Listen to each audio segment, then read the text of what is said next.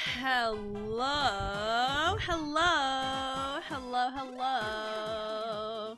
Let me turn down the volume appropriately. I always have, so I have a range at around where I turn down the volumes, but it's different based off of the average volume of how loud the music I'm playing is currently.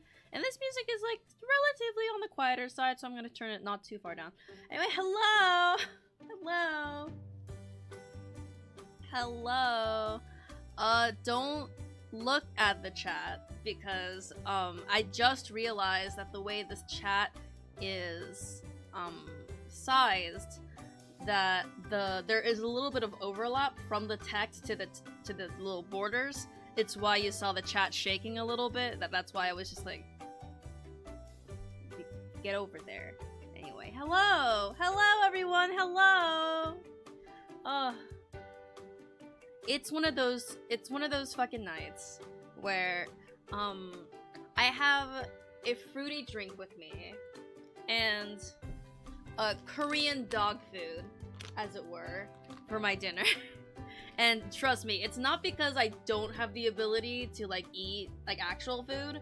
It's because I was purely in the mood to have something a bit more on the janky side. It's been one of those nights past the yaoi.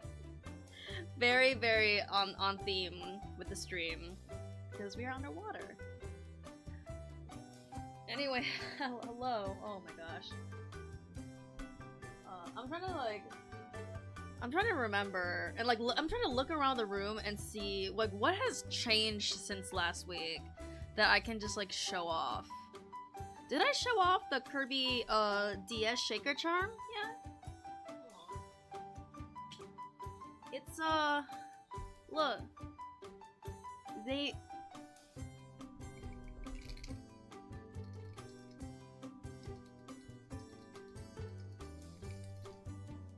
He may be stupid.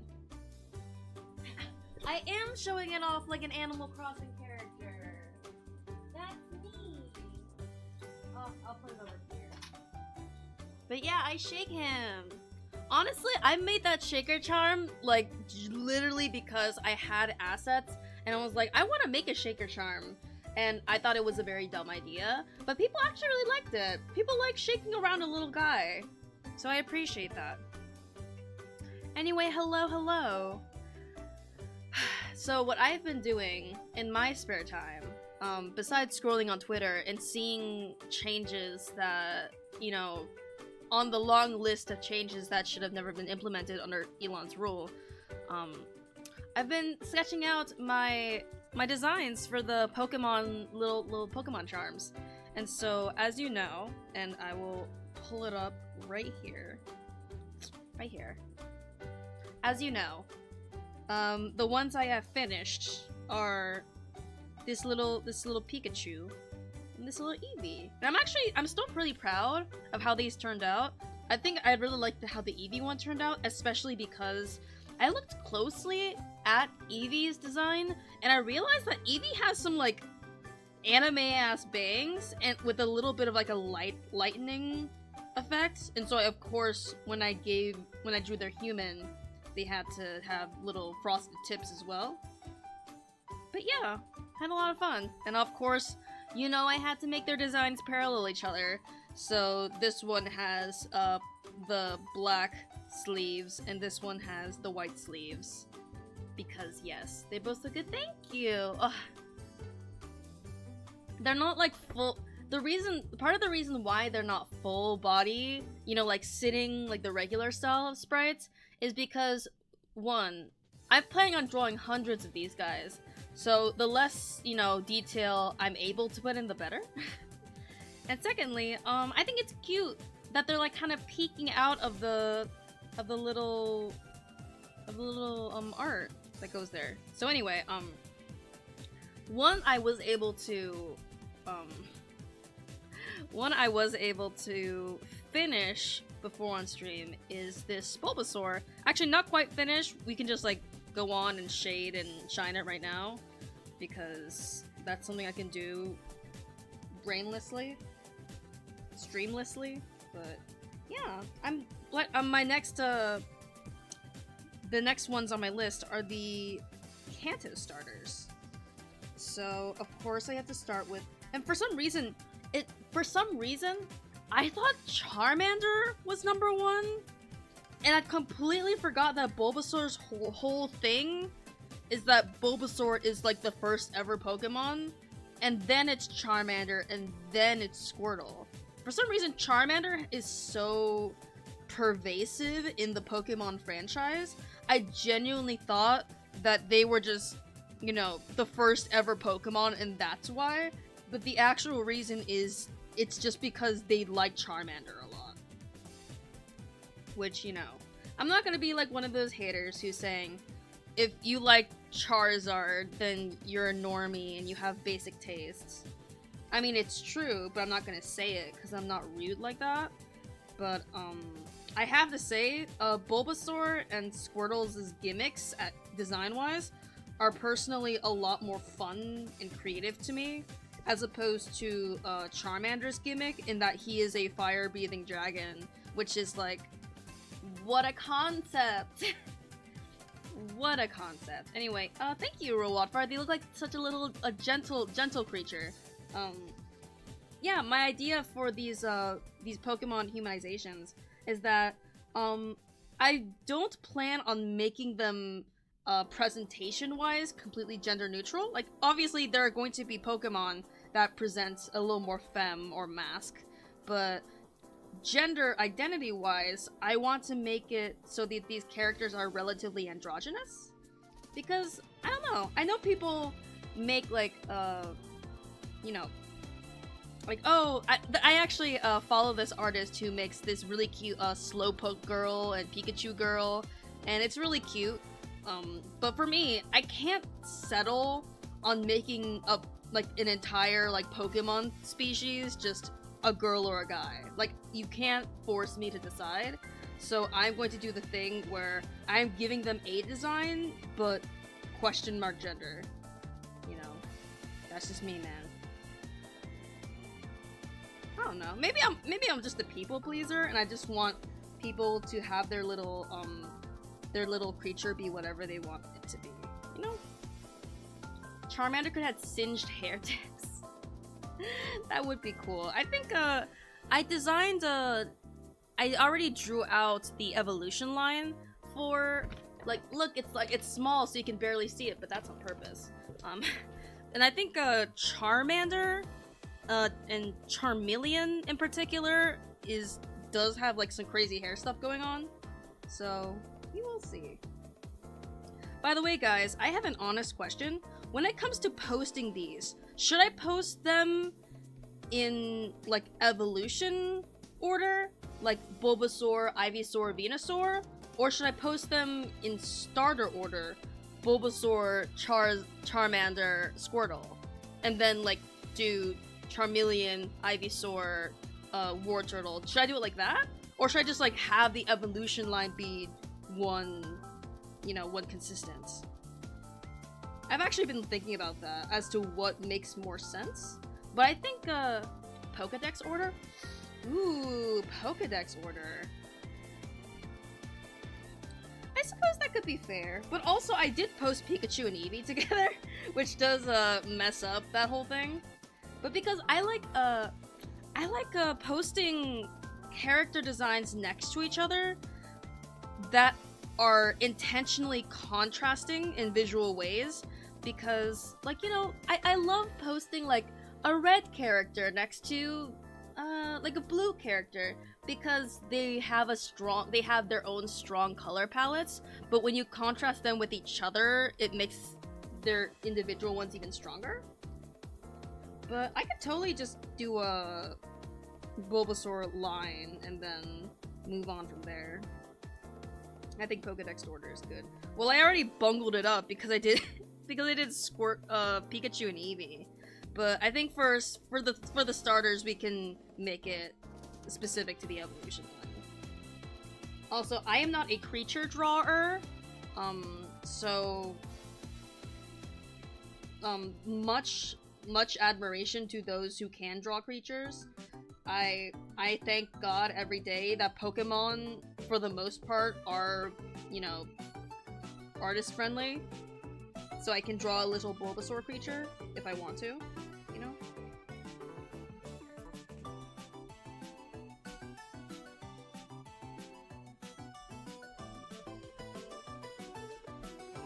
That's a good creature, thank you!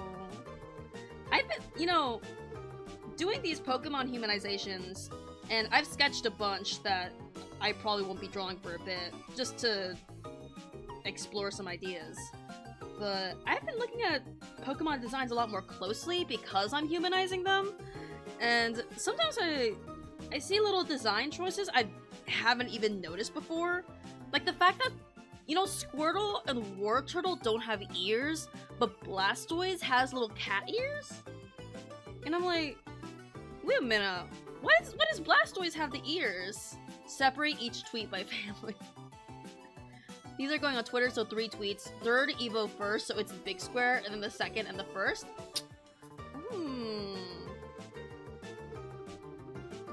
Interesting. Oh my god, wait. Eldritch can answer that question. Great. I can always depend on chat. There are always gonna be people who are more Pokemon autistic than you are. Words of wisdom. I mean, don't get me wrong, Pokemon is like a big interest of mine, but I don't even like pretend to assume that I know shit about Pokemon. I just like shit about Pokemon. Blastoise was not designed to be part of the Squirtle line. Huh? Is this another, like, Venonat and Butterfree, or like a Dragonair and, like, what is it? Isn't there, like, a theory that Dratini and Dragonair and Dragonite were actually, like, totally separate because Dragonite looks so different? Blastoise was not designed to be part of the Squirtle line. That's crazy. But it's a blue turtle. I'm, like, when it comes to stuff like, oh, Venonat looks exactly like Butterfree, Venonat could have absolutely been, like, a beta Butterfree. I see that, you know, because, like, bugs, whatever. Bugs can look like a lot of things. But blue water turtle is a very specific kind of creature. I feel like it's hard to have branching paths from there. Also, Eldritch, I do appreciate your input, but I will have to say this gently and academically so. If you could cite your sources, that would be wonderful. So, not only do we have things to look at after this, but also, just in general, we could approach things from an academically respectful lens. Doing it now, thank you. Much obliged.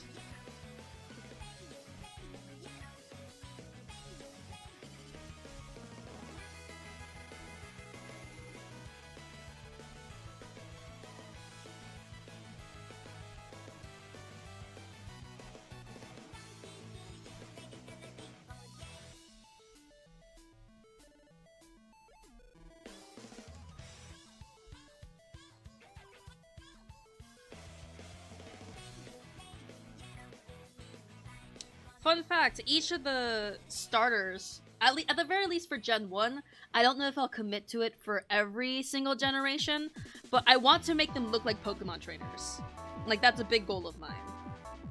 So, fucking wish me luck, first and foremost.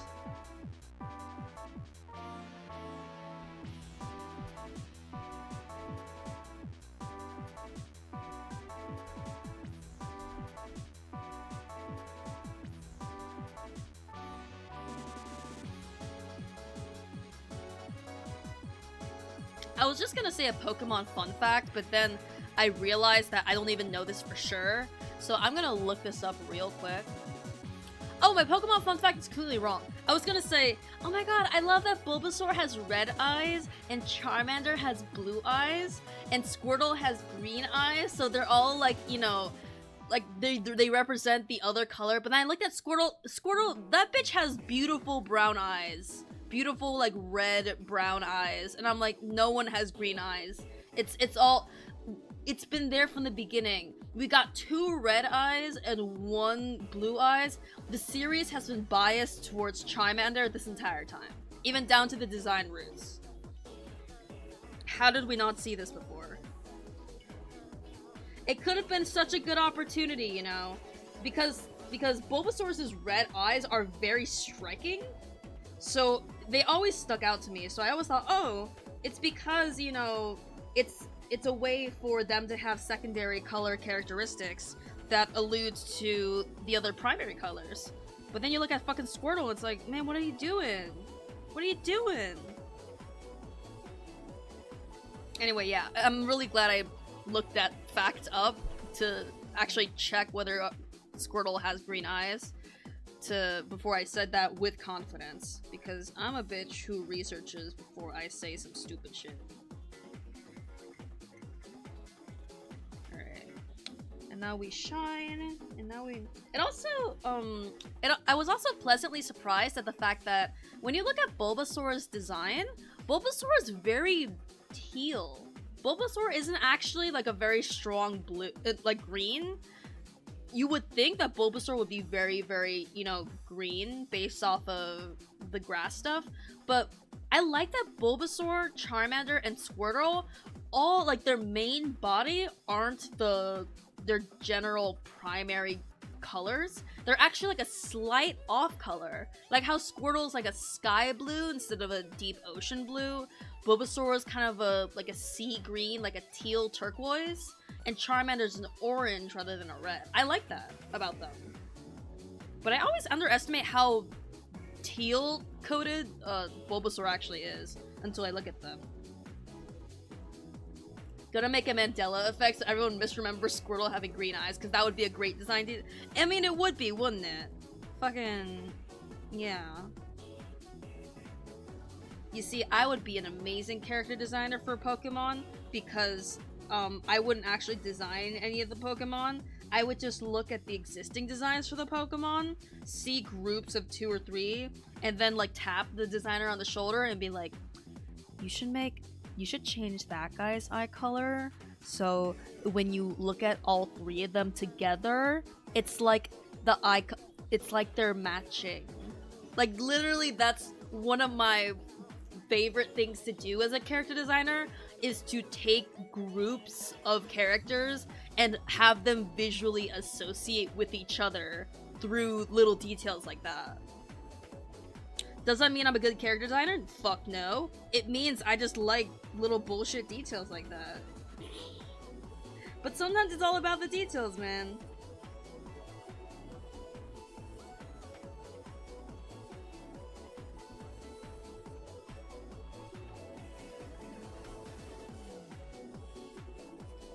I'm not gonna lie though, Squirtle with green eyes would be kind of wild, because I don't think it would actually suit their palette super well.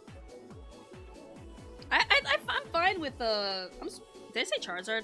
I'm saying I'm fine with the Squirtle having beautiful auburn brown eyes, because there aren't enough Pokemon with deep brown eyes. Baby girl, baby. Check stream chat. Ooh, I do not have Discord open, but I will open it for you, Eldridge. I love having characters who are associated with each other either share a color or have a color from their palette on the other character. Oh my gosh. It's about the it's about the color associations. I say this in the most like Delulu way possible. Okay, let me see. Prototype data for Pokemon Red and Green. Interesting. Blastoise pre-Evo was a real toughie to figure out. Wow, I turned Canadian for a second. We thought it was a cow or pig initially. The circle on his nose resembled it might be a pre-evolution of Tauros? Oh, Blastoise had seemingly been given a pre-evolution when 181 was still the final evolution for Wartortle. Interesting. Interesting. The leaked red and green beta. Now that's something. I'm not reading all that out loud because it's a lot of hacker stuff I don't quite understand. Pokemon autism I am not on the level of, but that's really interesting.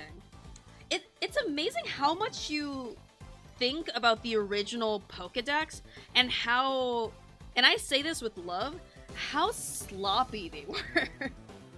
Because they took creatures that ultimately had very little visually to resemble each other, and they were like, fuck it. A turns into B, turns into W. What are you gonna do about it? We just made Pokemon. You know? By the way, Eldritch, can you back up my Venonat and Butterfree theory? Because those two, I remember those two, that being like a conspiracy theory, because Venonat and Butterfree have basically the same base form. A Butterfree is just a Venonat with wings. So, I'm pretty sure that's like, it's like, that's obvious that that was the case, but I've never seen it confirmed or not. Squirtle's final was just a bigger war turtle? I mean, I like Blastoise. I like how Blastoise turned out. And I'm glad that Blastoise was like that. But what would a final evolution for War Turtle be? It was so wait, so what you're saying is that instead of the super cool water cannon tank turtle that we have as Blastoise, our beta Blastoise would have literally just been War Turtle's fucking feather wings on the side and the little like yeah, what was that about? Like, when you think about it, as much as I dunk on the Charmander line because the form is interesting, but when you think about it, the evolution doesn't actually bring anything. It just feels like a character growing up. It's like from A to Z. When you look at War Turtle, like, it's like, where the fuck did that come from? Like, the base body of the turtle getting, like, bulkier, I get that. But War Turtle has these fucking wings on the side of their head. I'm like, what's that about? Don't get me wrong, I actually like War Turtle's design a lot. I just don't... It's like the connection. I can't make the connection, you know. I've heard that theory. Let me look. Okay, that's good. Validate me, please. Gigi Gale has followed. Hello, hello! Oh my god, speaking of crazy evolution, I love that we're nitpicking Pokemon evolution right now, being like, why is this little aspect that appears here, but isn't there? Like, what was that about? Like, were the designers getting lazy? Meanwhile, when you think about Digimon, and the evolution is literally like, baby, cat, grown-ass woman, and it's like, yep, that's Digimon, baby. I was just thinking about that because of Digigale. Oh yeah, Remoraid and the Octillery. That confused me as a kid. I always thought it was like I thought, aren't there Remoraids attached to that Manta Ray Pokemon, Manatee? So I always assumed that became almost like a Manta Ray situation, but when you think about it, there is no connection. Also, wait, what's the Sharpedo line? Because I remember that confusing me as a kid. Sharpedo Pokemon. Oh yeah, Carvana! When Carvana evolves into Sharpedo, that confused me as a kid. I grew up on Gen 3, and I was always like, wait a minute, how does that happen? Because Carvana's whole thing, because Sharpedo fucking, like, rules, but Sharpedo is like, you know, like a missile shark. But Carvana's just a piranha. I don't know, I just feel like the evolution into Sharpedo carries so much swag that Carvana has to pick up the slack a little bit. But that's just my opinion. Anyway, let me focus on drawing again. Don't think about Pokemon. I should stream Pokemon more often. I can just talk about that shit on autopilot all day. The beta design for Remoraid was more like a gun, and Octillery was an Octo-Tank. Interesting! That's a real Digimon-ass, like, thought decision that they made to make animals into weapons. Digimon was kind of spitting when they, you know, they were kind of cooking when they thought of that concept. What if we had, like, a dog, but the dog had a machine gun for an arm? Isn't that sick? Please buy our toys. It was censored? Damn. Isn't there also a censored Pokemon episode where someone holds like a gun to Ash's head or something? Damn.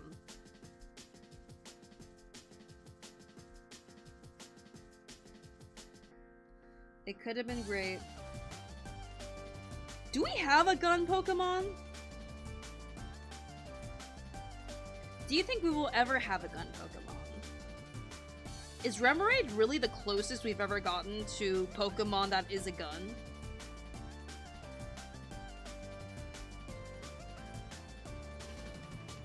If you want someone to bounce back and forth with Pokemon to talk without stream delay, I will gladly join in.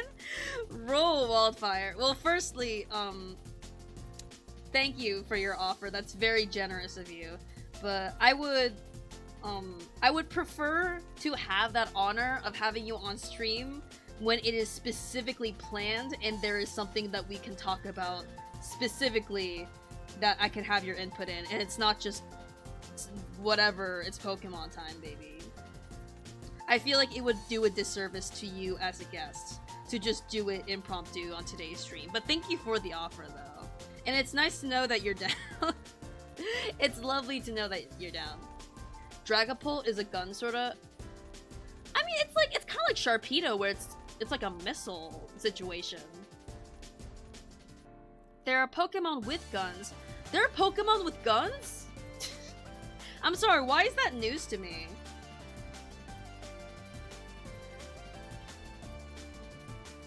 So I'm gonna give my Snorlax the hold item gun, and whatever happens, happens, you know. What stays in the battlefield, you know, whatever happens, man.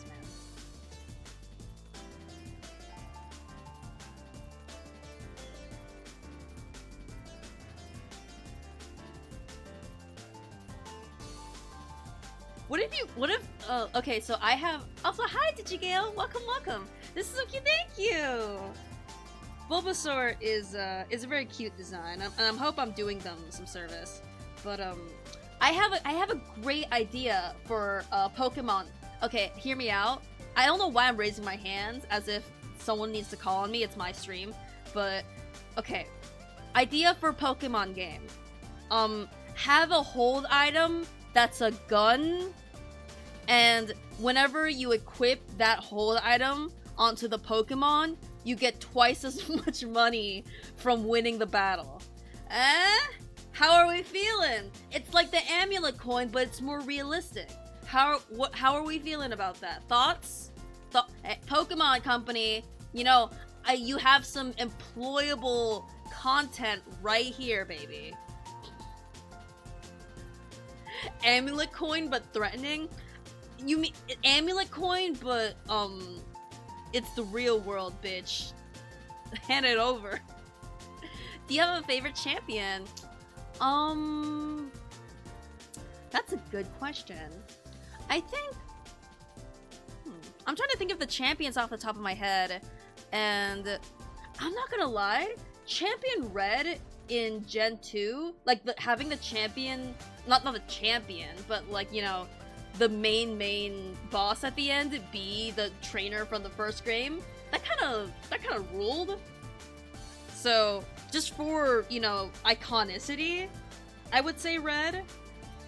But when it comes to other champions, I mean, I really like Wallace and I like Steven, but that's mostly because I'm Gen 3 pilled and I grew up on Gen 3. And I had both Pokemon Sapphire and Emerald, so I experienced both Wallace and Steven. And I know they're, you know, they're not the most characters in the world, but you know, they're there. They're married a little bit, you know. What's your favorite champion? I mean, I like Iris. I liked Cynthia. Cynthia's cool. Diantha's there. Who's the champion of Alola? Who's the Alola champion? I totally forgot. I don't know how that completely skipped my mind. I like Gita though. I think Gita's cool. Gita's definitely a champion that gives off like I will punch a child, I don't give a fuck aura, which I very much admire in a champion. Oh, N! Oh, I forgot about N! N would be, and would be my favorite champion because he's my favorite everything. Anyway, Cynthia, Iris, and Diantha. Oh, Hop and Kukui. Yeah, was Hop the champion in that game? Huh. Did that off the top of my head. Let's go. Yeah, and Leon's fun.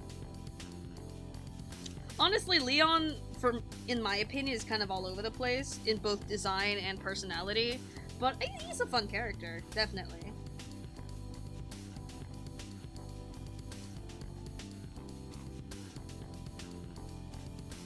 Here's a question now. Favorite professor?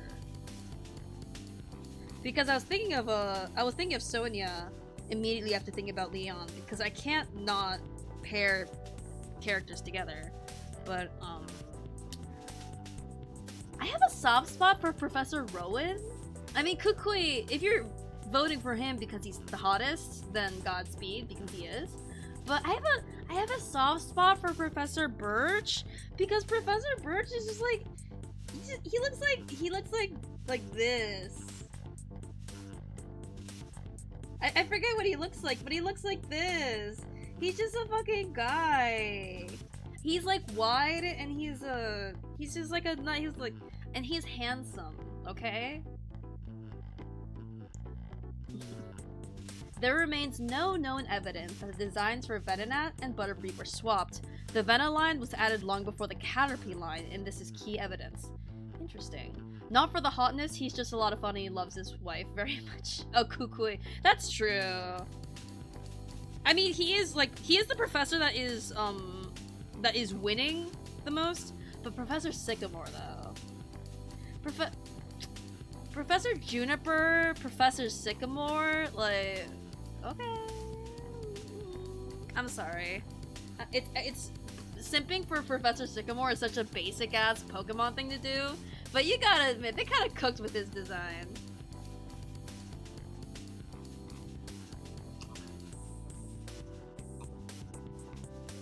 Oh yeah, who's the champion in Pokemon's Legends Arceus? Is it Volo? Is he technically the champion?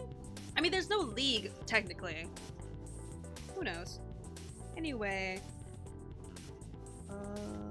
Yeah, we can take this, add a little back to it.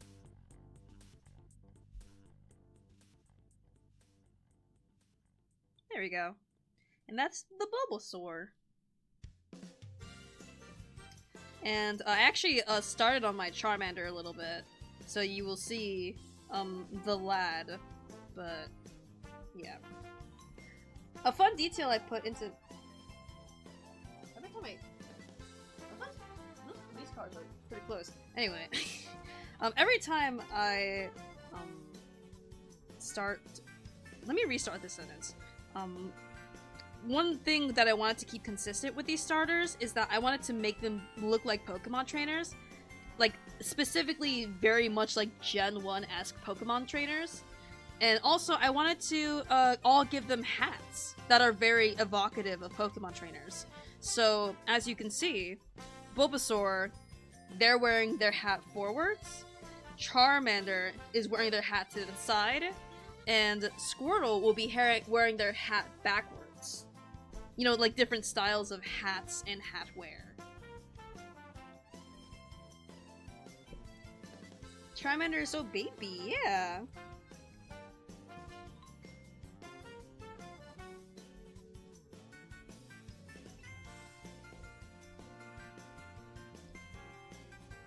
Look at those fucked up little paws. Let me like unfuck them up for a second. There we go.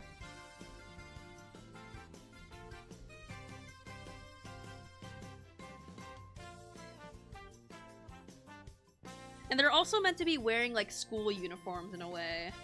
That's why they all have these collared shirts and little bows, ties and whatnot. I learned the other day that simp, as you just use it, was a derogatory. What? You wait. Firstly, I believe wait, am I confusing it with sus? I may be confusing with sus. Simp is a derogatory term for a black man who was nice to women. I mean, firstly, I would have assumed that it doesn't come from simpleton. Like, that was not an assumption I made. But my general assumption was it's referring to anyone who seems like, oh, like you're nice to a woman? Oh, you must be like fucking like bowing at her feet. Like you must be like worshipping her, like the way like you're so, you know, down for her. I assume it's that. I mean, it's also like, I don't know if it's when you say it refers to a black man, are you saying it's specifically African American vernacular, or it's a specific racial slur against those people? Because there's a difference between that. Oh, it dates back to slave times? Bro, what? I did not know that. Damn. That is genuinely something I did not know. Huh. Well, to be fair, that word has gotten out of style since, what is it, 2022? So the fact that I'm saying it in general is pretty cringe. But yeah, damn. Whoa. Well, at the very least we have a substitute for what SIMP can stand for, which is SIMP, squirrels in my pants, which, you know, evergreen in my opinion.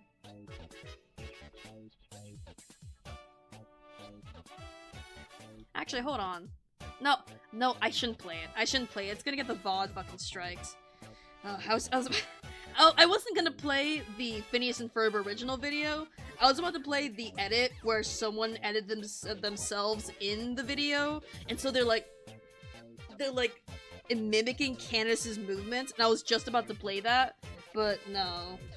Phineas and Ferb fucking nukes my VOD, so I'm not gonna do that.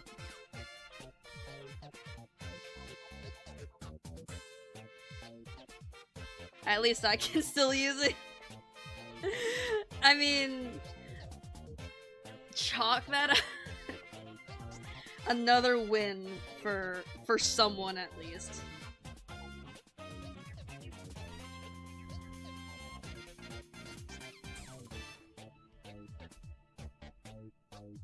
And I don't know if you can tell, but I designed the little jacket they're wearing, so it mimics it has a little, you know, like color block here that mimics the belly of the Charmander.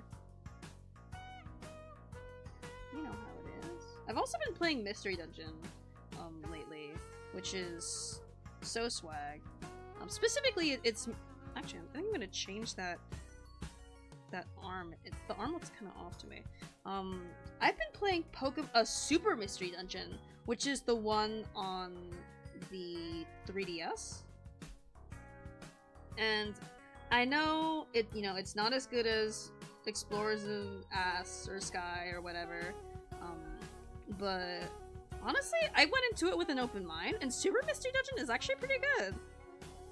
I don't get some of the gameplay decisions, because if you've never played Super Mystery Dungeon, blast seeds are fucking OP as hell. Because in regular Mystery Dungeon, you eat a blast seed and they do 20 damage, right? You eat a blast seed in Super Mystery Dungeon, 100 damage. And so, whenever you want to nuke a villain, like straight off the bat, just have a bunch of blast seeds with you. They're cracked. I don't know why they made it like that. It's a very confusing design decision to me, but like whatever. At least they come in handy.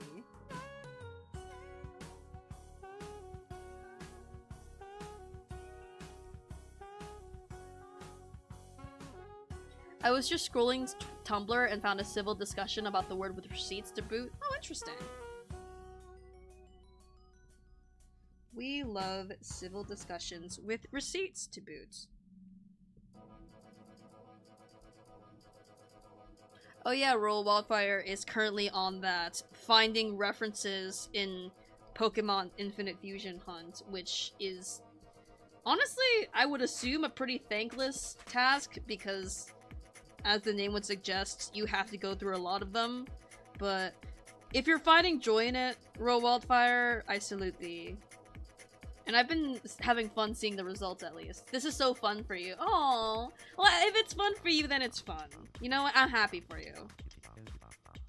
See, if it were me, I would comb through and be like, it would be like that graphic of the man that's mining for diamonds, but then stops like right here and then like goes back when the diamonds are right there. That would be my attitude during that whole thing.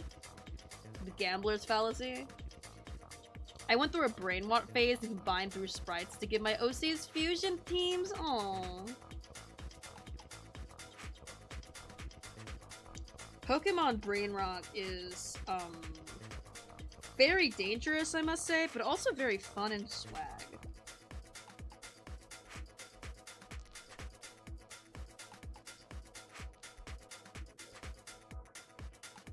I'm also finding some really funny ones that aren't Undertale Yellow related. Yeah, I saw the thread that was like all the Sans references. There are so many Sans references. And I guess it didn't occur to me, you know, beforehand, but Pokemon Fusion, Infinite Fusion is a community effort, so of course you're gonna have designs that are a bunch of Sans references that people just decided to make on their own. But there are so many! It's insane! You saw Danganronpa theme ones? Dude, Safi, you gotta... let me know. Like, you know, you gotta hit me up. Because I'm curious about this.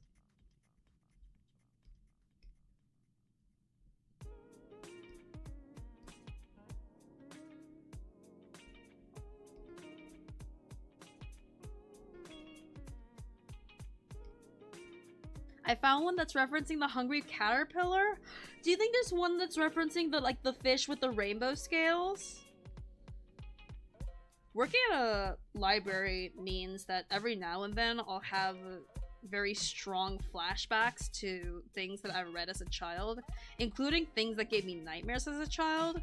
So, fun experience. Like, there was this book I read as a kid where there was this girl who liked lima beans, but then because her friends made fun of her for eating them, she refused to eat the lima beans, and then she got spots, which is like the case of the rainbow spots.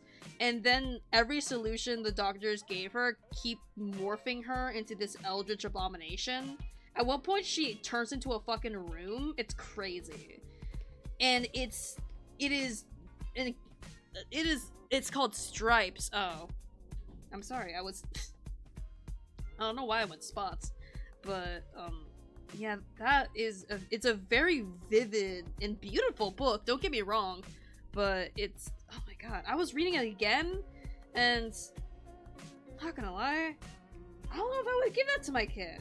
I think I've said this on stream before, but I do advocate for scaring the shit out of the kids a little bit, because I think it's healthy to expose children to scary and mysterious and unknown concepts in fiction, so they can at least grapple with that before being hit with something scary in real life, you know? At least prepare for them in a controlled situation where the threat is not real. But there are some books that I look at them and I'm like, I don't know about that. I don't know about that. It is Stripes, yeah. It's called Bad Case of the Stripes, yeah. Like, I was reading this other book the other day, and I wasn't reading it. It was on the shelf and I looked at it, because it looked vaguely familiar.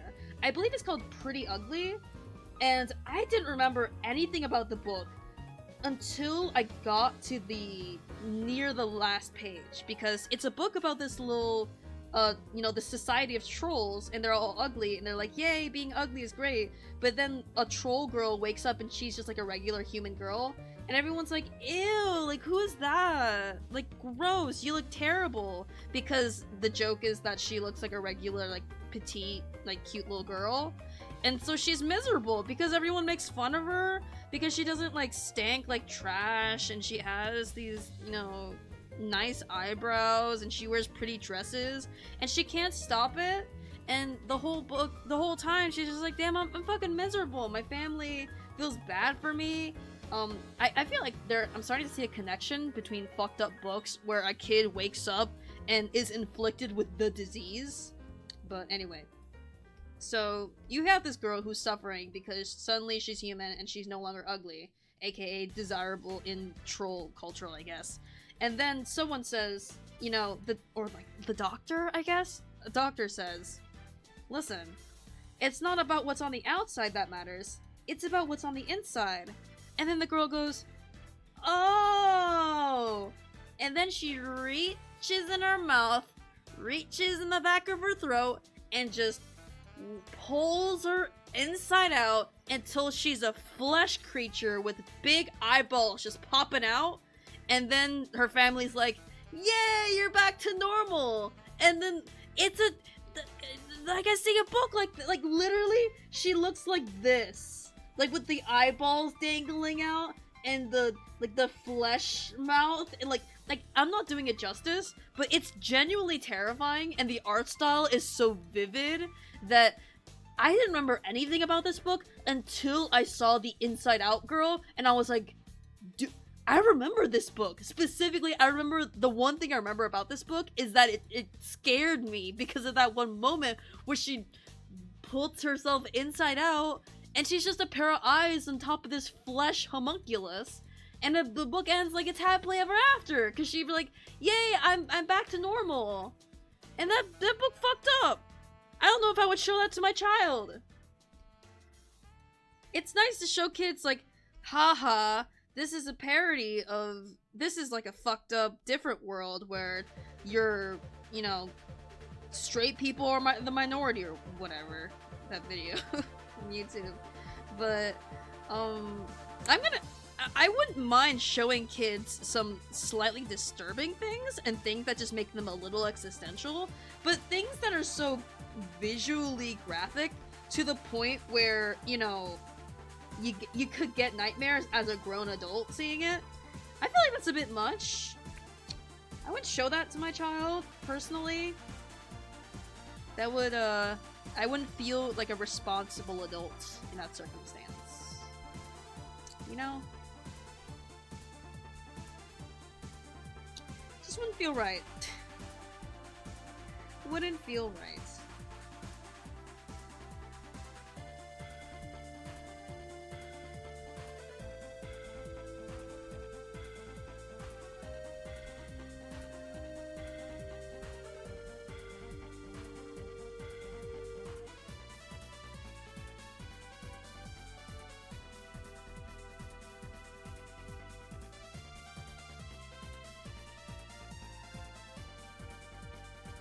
Look at stream chat? I shall. Damn it, I closed Discord again. I have to go open it up again.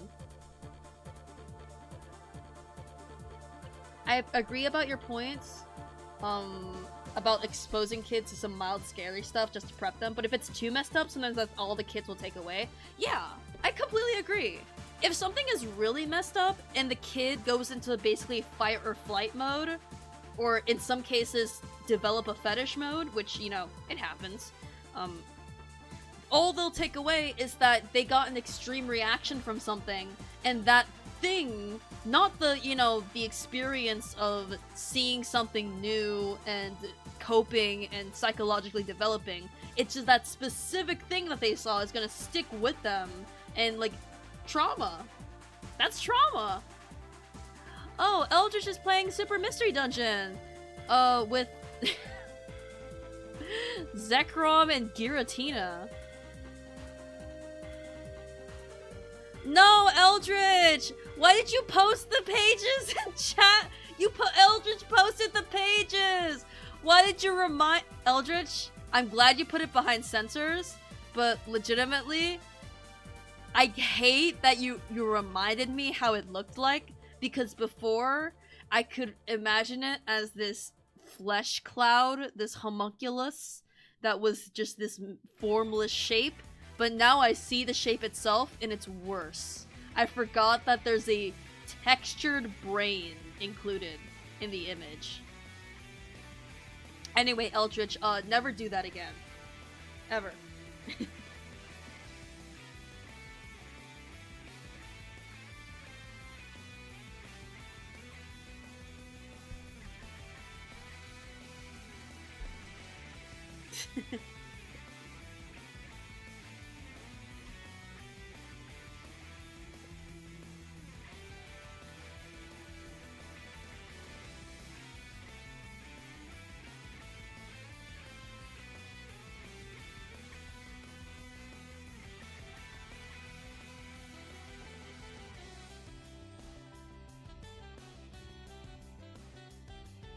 This bitch is orange. It is tough. Usually I don't have the Pokemon interact with the characters this closely. I just thought it'd be cute to do it like this, because obviously their jacket color is the same as the Charmander color, so I have to take steps to differentiate the outlines so they look a little more distinct.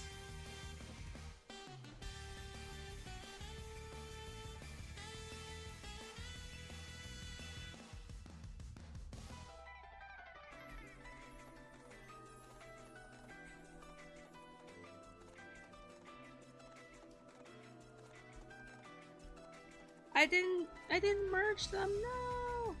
Merging them now.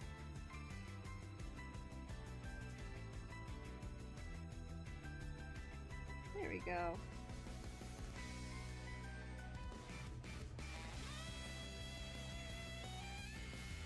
Damn! Did you hear that? How that saxophone's going?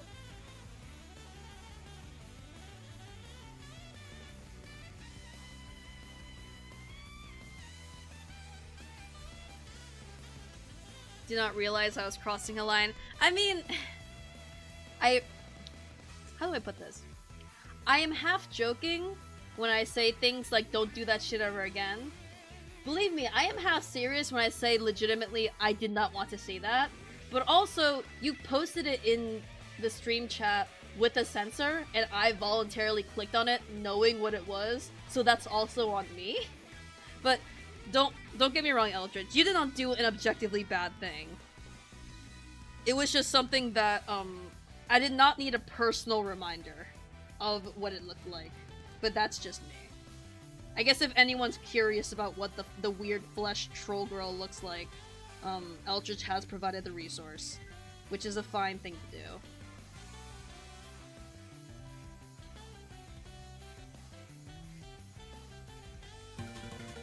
Oh my god, a raid! Senno Leaf? Oh my gosh! You have Leaf in your username, but we're drawing a fire type. Oh, how could I? Hello, hello, hello! Oh, and also we're underwater. Wow, we have no Leaf love in. Oh my god, that's a huge emote. Senno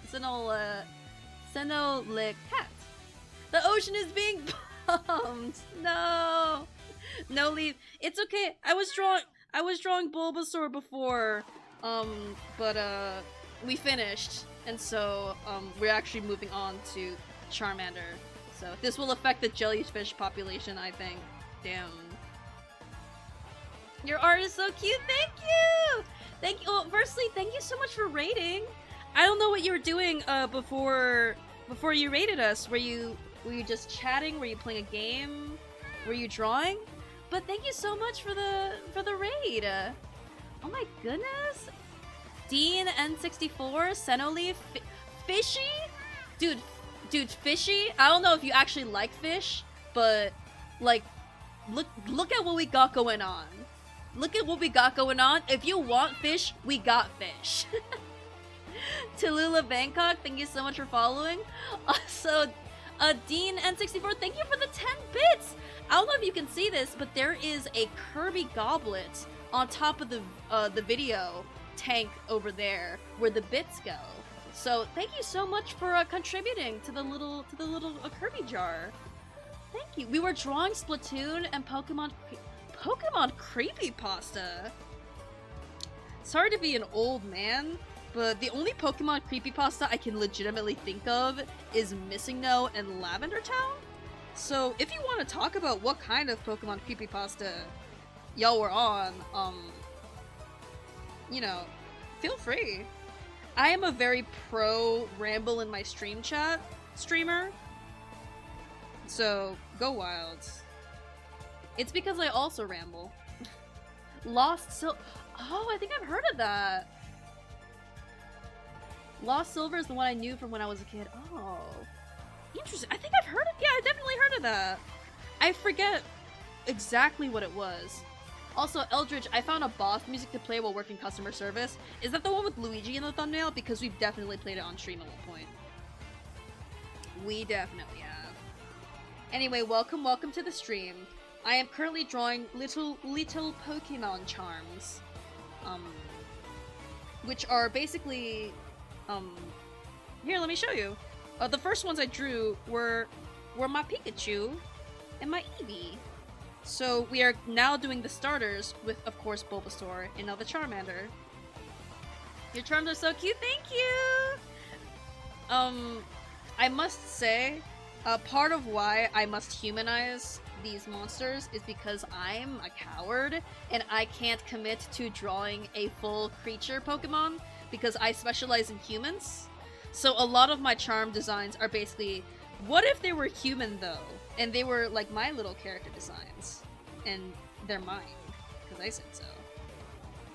But I appreciate that. I'd hang charms like that on my pinboard, aww! Like, I am, you know that kind of, that internet joke where it's like, you're either someone who can draw only animals and not humans, or you can draw only humans and not animals? I am firmly the latter. Because I can draw Pokemon and, like, some animals okay, but you can tell that I do not have a good grasp of specific animal anatomy. I'm better at animals. See? Some people are built different. Did you ever watch Kirby Right Back at Ya? Of course I did. I was a 4Kids kid. Hello, Ryan. Hello, Ryan. Ryan says, help me. Jesus. Are you okay? 2-year sub, hell yeah.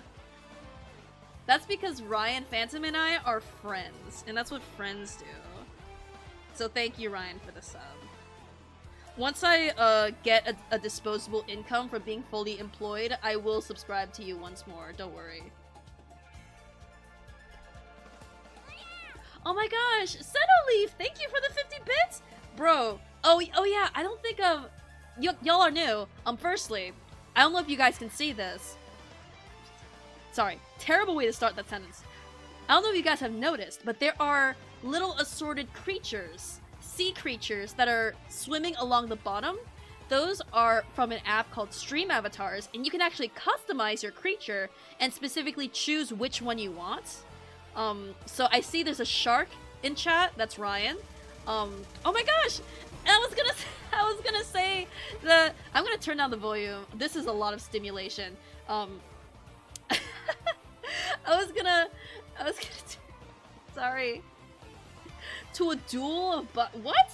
A hype train? What? We rarely never get this much excitement in chat at all. Thank you so much for the hype train, bro. Well, firstly, I was gonna say, there are animals you can customize.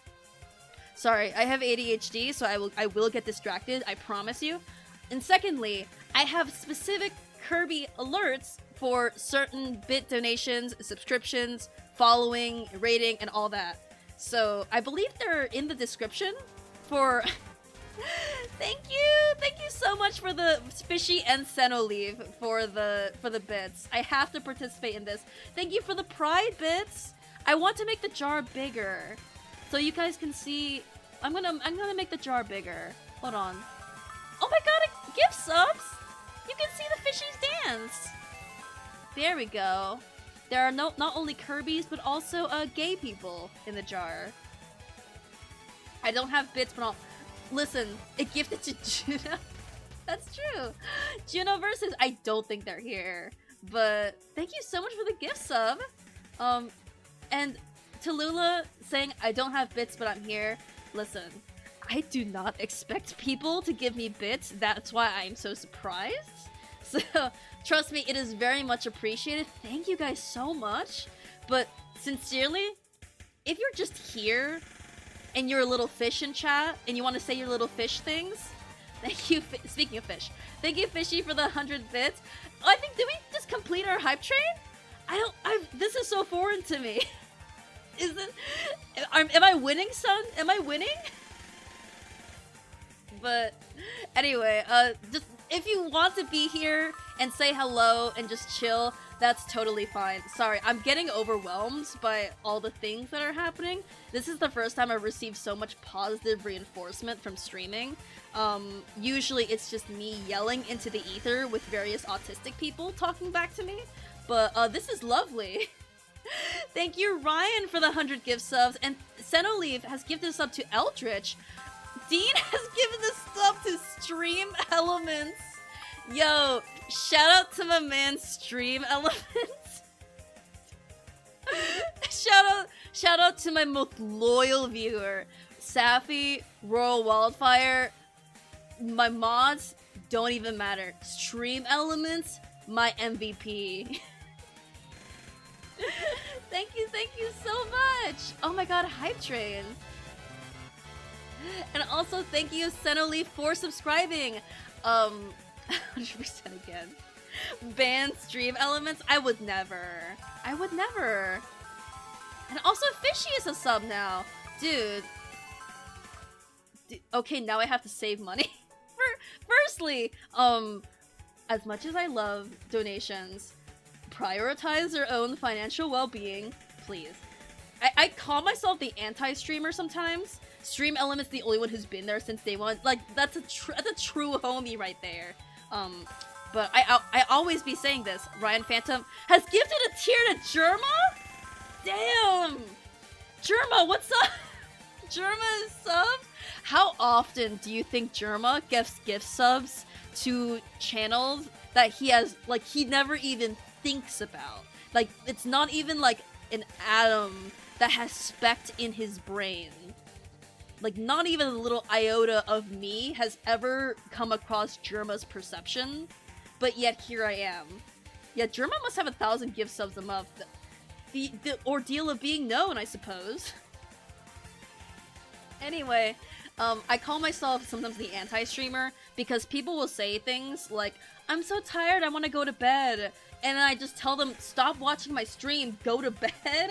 Or like, sorry, I can't come to stream today. I'm hanging out with my friends or family. And I'm like, bitch, what are you doing here? Go hang out with your friends. Like, I want people to come to my stream as a last resort. Like, if you got nothing to do, if you really are so bored out of your gourd that you will just watch someone mindlessly draw and say some weird shit.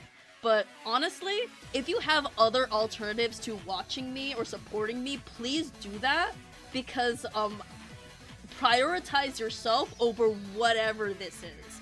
I am simply an artist who happens to be underwater and has some access to the internet, and sometimes I would like to provide entertainment and art, but otherwise, if you have alternatives, please tell Sen to go to bed. It's 3 a.m. in Germany!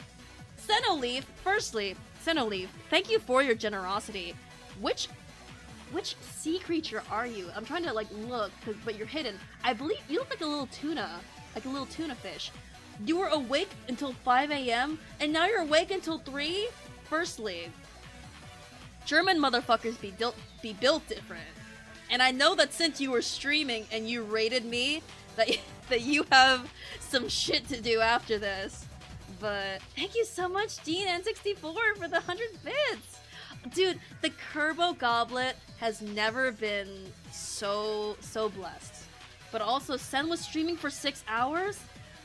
Jesus. Listen, I stream for 4, and then I collapse at like 1 a.m. So I don't know. Okay, let me like draw for a second. This isn't a just chatting stream. I'm in fact drawing. I have to provide some visual entertainment for y'all. But Senolive, genuinely, thank you for rating, and thank you for your generosity and for being so swag. But also, if you need a sign to go to bed, to anyone in chat, if it's like past 2 a.m. where you are, like, don't let me be the one to force you to go to bed. But if you're waiting for a sign, you know, Listen, I would say I'm not the oldest person I know. I'm 25. I've seen I've seen the years go by. Sleep is important, you know? I don't need sleep. I need pictures of Spider-Man. Well, one of them you can get very, very easily. Unless you use Google. Adrotic, thank you so much for following. Also, Ryan has redeemed a song. So if you guys don't know this, you can save up channel points. In this channel, it's called Kerbucks, and you can save them to request songs. And Ryan, I wonder. I heard the first note.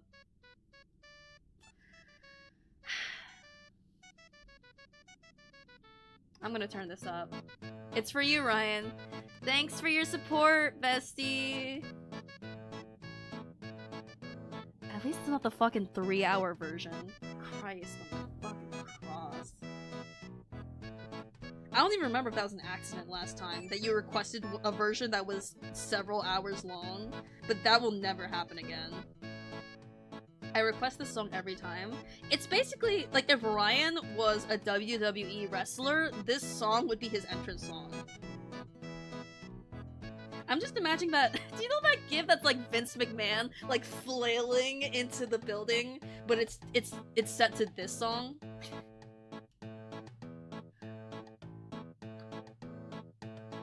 All-time record shattered. Yeah, we've never had a. Well, firstly, we haven't had a hype train in a very, very long time, but we haven't had a hype train to this extent in so long. So thank you guys so much. I love that gif. It's a good gif. Sorry, did Vince McMahon die or did he retire? I forget which one. Either way, he was obliterated from my consciousness when that news occurred, but ever since then, I have not seen people talk about him. I'm assuming he retired. I think if he died, more people would be celebrating, like, surprisingly. But, not dead yet, or retired, thankfully. Okay. That man... I know some things about wrestling, and it is... You can't throw a stone in wrestling history without hitting Vince McMahon. That man is just... oof. He got sued for sus stuff. Oh! The allegations? That man is fucking... Like, every crime you could think would happen in the world of pro wrestling was on his docket there. Sex crimes? Yeah. Murder? Yeah. Where else can you go from there?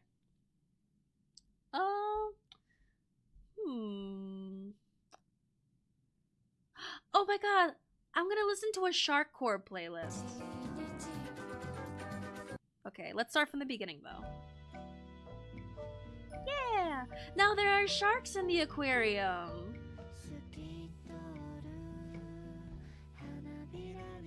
Actually, the shark playlist is pretty relaxing. I want something that's like nice and hyped up. Hold on. Upbeat video game music part 2. Sharks!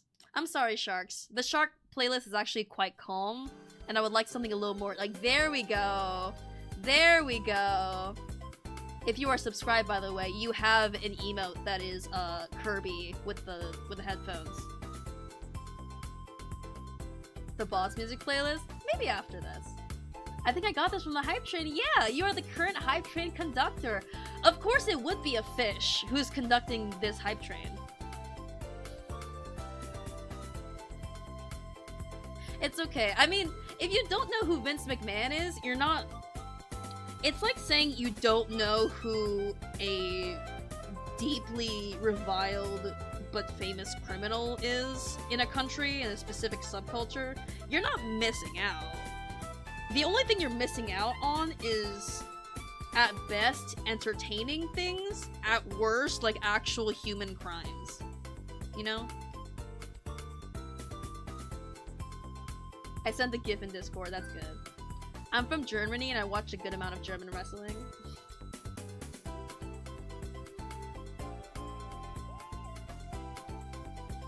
Vince is probably best known for his reaction meme. Oh, you mean the one where he's walking like this? That's a good one. I don't know the context to that, and I don't need to. That's the only good contribution he's made. Actually, that's a lie. Unfortunately, as much of a trash human person he is, you have to admit that he has contributed to some funny things. So that GIF is not the only positive contribution he's made. But as a dude, fuck that dude.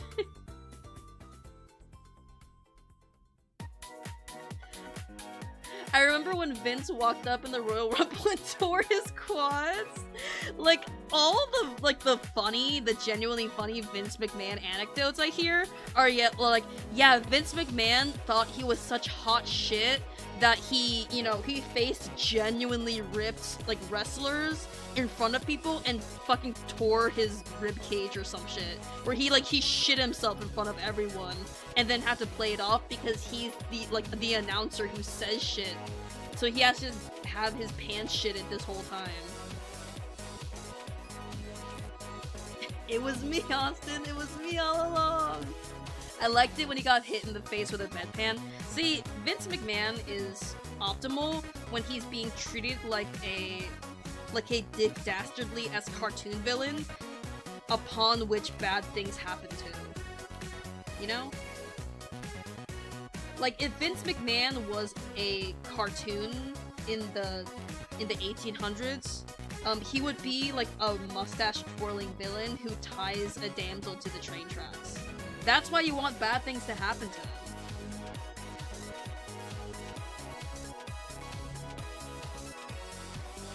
Looking at the bottom left of stream, Kirby is banging his head with his son, a slower song. That's true! I totally forgot that I put the headbang Kirby on the left. We have different energies over here. That's okay. I'm sorry, when did you think cartoons happen? Firstly, don't ever question me ever again. Secondly, I think cartoons were invented when, back in the day, the creator of cartoons, Dave Pilkey, took 2 pages and you put the thumb on one page and you put your hand on the other page, and then he made the Flip-O-Rama, in which you flip it really quickly back and forth, and so characters like Captain Underpants would punch a guy really quickly. That's when cartoons were created. So that was the first time. So yeah. I thought you wanted autistic people back talking? Damn, you know what? You're right. I'm sorry. I was so used to autistic people back talking me when it's about Pokemon lore I didn't know that I forgot that there are also people who care about history and shit. And things that I, like, you know, throw around as a joke on the daily. So you're right. My bad. Speaking of Pokemon, we were talking about Pokemon extensively earlier. And of course I am drawing a little guy. But do you guys, if you guys want to like just talk about Pokemon or like Pokemon, I think someone mentioned like someone asked me who my favorite champion was earlier, and I said a bunch of things before I forgot that N is technically a champion, and I chose him because he is locked in my brain cellar ever since I was 16 years old. So, you know, he's the #1 everything to me. You know how it is. Me forgetting every single bit of info I hear almost immediately. Also, Eldritch has requested a song. I will play it after this, oh my god, this is from Mighty Switch Force? Isn't that the game that... Which one's Mighty Switch Force? Okay, this song is ending. We can move on to this one. What is this?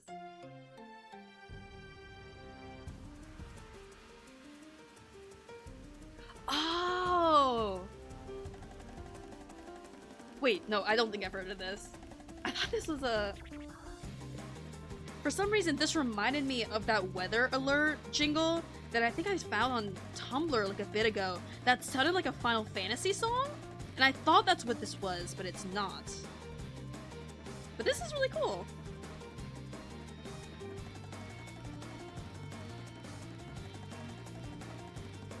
Start with Heart Gold, Soul Silver, or Black and White. Oh, convince Sen to play a Pokemon game? Bro, Senolith, have you not played Pokemon at all? Do you ever you know about my man Pikachu? My man Pikachu's pretty cool. So I'm really good at directing people on what to start when it comes to Kirby, but when it comes to Pokemon, I am unfathomably biased. I'm sorry, hold on. Am I seeing Gen 5 slander in my stream? Hold on. Hold on. Who said that? I'm looking in chat and I'm scrolling up and you know you are treading dangerous water here. Because I ain't shy. Oh my god. War, what is it good for? I mean, don't get me wrong. When I argue about Pokemon games being good, I am not arguing about like gameplay or objective things like that. I just say games are good because some of the Pokemons are nice and the story and characters are cool and I had a fun time playing them.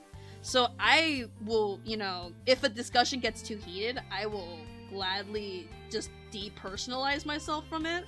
But you can't just go around here saying that Gen 5 is trash, because that is objectively not true. Gen 5 is how we got the animeification of Pokemon, which I would argue led to very, very good things. Mods kill this person. Gen 5 has a bad story, bad designs, bad... Wait, Tallulah, are you one of those people who are like, Gen 5 has fucking Garbodor? Kill this generation, God!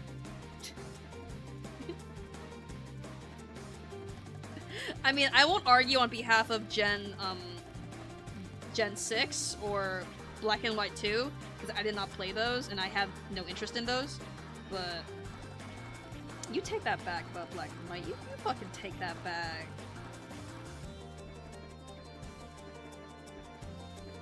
Nearly about to fight with a 5-year-old. What? It's not Garbodor, it's Bird. Oh, it's the fucking... I mean, I'm not a huge Muppet fan, but you have to admit that Gen 5 is set in America, and so, you know, having a little Muppet flavor, I think it's cute. They're not my favorite Pokemon in the world, but, you know, I think they're cute. Oh, Sock and Throw, yeah! They're basically like the American Hitmonchan and Hitmonlee, basically. I don't know, I guess all I can say is open your heart up to whimsical and good things, and life will, you know, then life will improve drastically. I don't know how else I could convince you otherwise. Gen 5 gave us the last 2D pixel main games, an original Pokédex, compelling rivals, evil teen, unique themes, a banger soundtrack, amazing- Damn, dude, this is... Not only do we have our first hype train, we are also plunging into a discourse war in my stream chat, which is, you know what? I'm glad. Suffering from Success, that DJ Khaled album. That's how I'm feeling right now.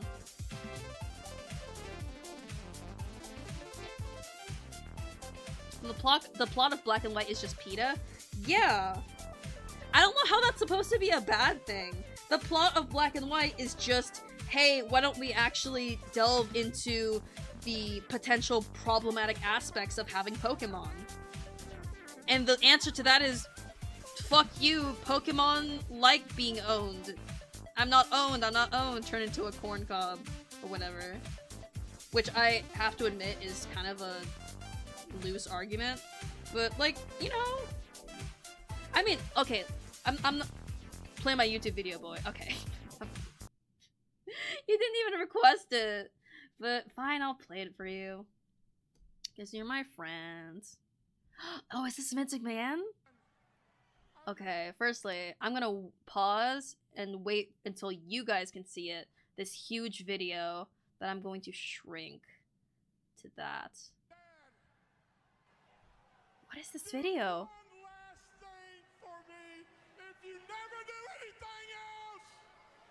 What is this?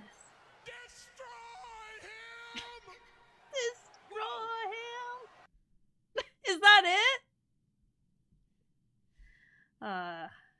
Good stuff. Here from Germa? What? Damn. Anyway. I was going to say, so for us to get back into the Pokemon discourse, that, Pokemon, Black and White does do the Marvel thing, in that it gives you villains with a compelling argument, but then discounts it because they're like kind of terroristy. So the whole, you know, think about it, but don't think too hard now, you know? You know how they're like, you know, Black Panther's villain, for example, is a guy who actually makes some good points, but then he kills some people and is kind of like too radical and scary. So they're like, no, we gotta get rid of this guy. In Pokemon Black and White, Team Plasma has a good point, but they're forcefully doing things, and Getsis is also, he truly doesn't care, he is the evil, so all of his points are discounted. So, which is kind of, I gotta say, kind of cheap? Throwing bits at you. Thank you for the bits! Thank you, Seno, for, for, surviving this, in the trenches of this Pokemon conversation. But I do like the philosophical argument that is brought up in Black and White, in that ultimately Pokemon and humans kind of need each other. And the whole theme of Pokemon Black and White is that, what is it? Like, Black stands for reality and White stands for idealism? I forget which one it was, but it's like the idea that both of them can't exist in their extreme versions. Also, thank you for gifting a sub to the one who is causing all this discourse, to Lula. It's okay. We welcome different opinions here, even if I disagree with them harshly. It makes a conversation. That's all I can appreciate. Truth and ideals, that's what it is. Reshiram is truth and Zekrom is ideals. Yeah. Now you have a little Kirby badge. Enjoy your little Kirby badge.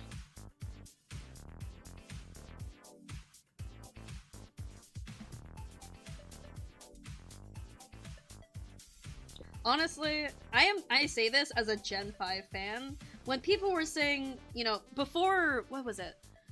What was the game that was announced? And people were like, oh, please make it be Gen 4 5 remake, and it turned out to be a Gen 4 remake, and Sinnoh people were like, yeah, we're winning. Or was it Gen 2? I forgot what it was. But every now and then when a new Pokemon game is announced, and there are some people that say things like, you know, fingers crossed for Gen 5 remake, I say this as a Gen 5 mark. We literally had a sequel. So, I don't know. Like, Gen 5 is cool and all, but I'd rather Pokemon make, like, new, original things than be like, hey, where are my keys? Jangling the keys. Remember Gen 5? Jangling the keys, you know?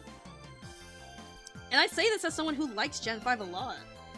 I would rather just have something that, you know, is new, or something like Heart Gold and Soul Silver that takes a relatively old game, improves it, gives it baller designs, and, you know, like a, what is it, Alpha Ruby Omega Sapphire?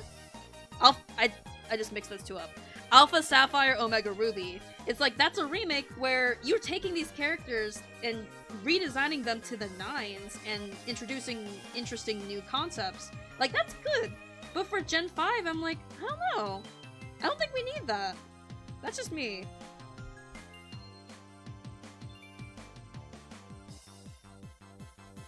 It's wild that Pokemon is a yearly release, but doesn't get much slander for that until very recently. I don't know how recently you consider very recently, but I have seen people talking and complaining about the rushness of Pokemon. I think since Sword and Shield, Because that was the first time I saw people addressing that certain Pokemon games felt not unfinished, but like they could have spent more time baking in the oven, you could say. It was definitely around Sword and Shield that people were saying, like, you shouldn't have released this. Like, you could have let this cook a bit longer, you know. I don't know if you consider that recently. Sword and Shield came out, like, what, 2016?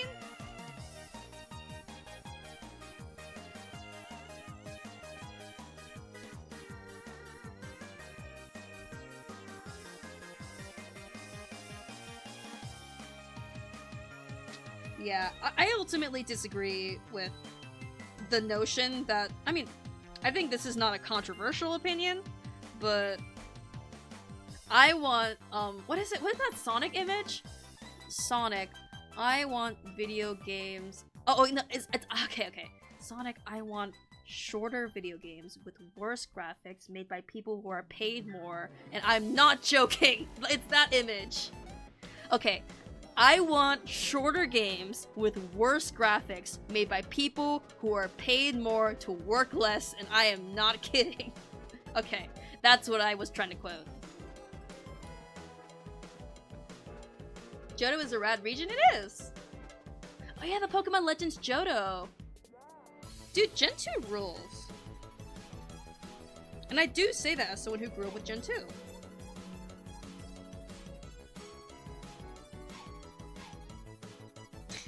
I'm trying to think off the top of my head, like, what good things I can say about Johto, and I'm like, didn't berries start existing in Johto? I just remember, like, playing Silver as a kid. I'm like, dude, I can pick berries! Fuck yeah!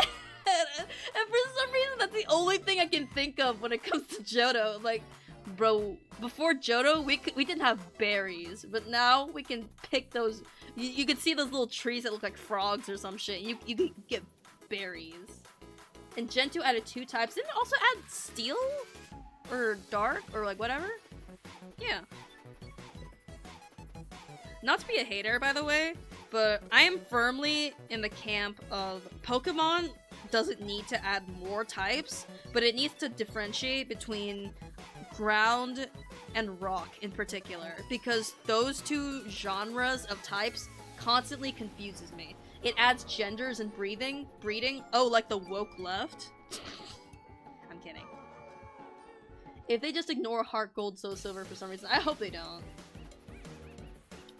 I always wondered why the first gen had the starter Pokemon on the cover, but the games after had the legendaries. I think it's because initially Pokemon was this down-to-earth thing where the whole conceit of Pokemon was, oh, it's like your friend, it's like your buddy, it's like your pet guy. But then as Pokemon got more like lore heavy, it became less of like a down-to-earth personal like Pokemon experience. It became more of, look at this huge fucking dragon you can fight. Bro, look at that big ass dude. Bro, buy our game. I legit think that's it.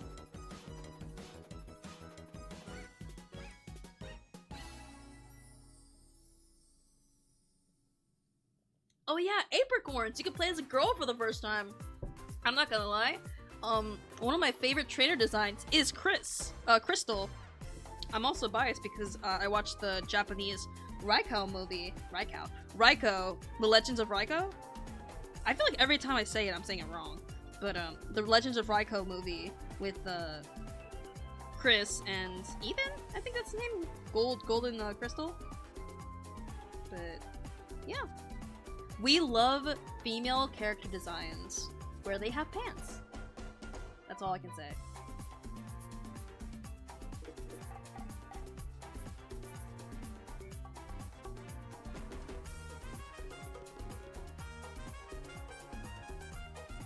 And don't get me wrong, I do like that Heart Gold and Soul Silver introduces Lyra, and her design is really cute, and she reminds me of like a little German girl, like a little, like, hello, Vater.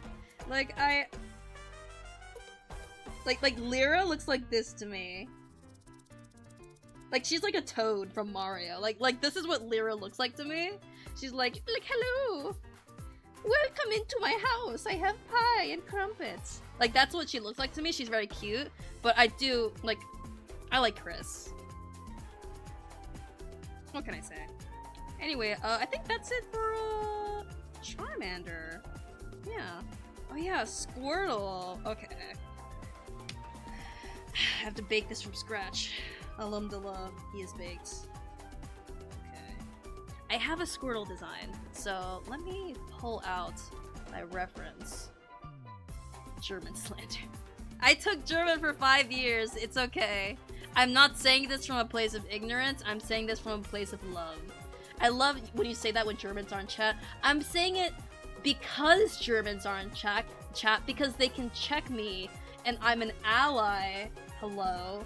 And, you know, I'm doing it to be inclusive. I'm just goofing with you, I know. They're pretty chill, yeah. Dude, in my German classes, the things that ruled about most of our classes is that a lot of what we did culturally was just eat German food.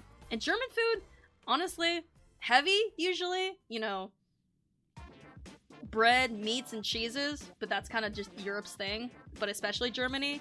Kind of heavy, but otherwise, good shit. Good shit. Alright, let me draw my Squirtle. Alright, so Squirtle is going to be over here.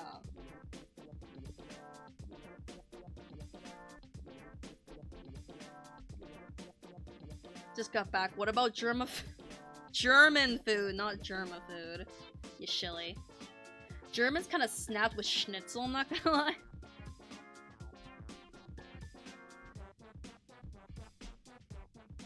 Oh wait, actually, in order to enrich us with German culture,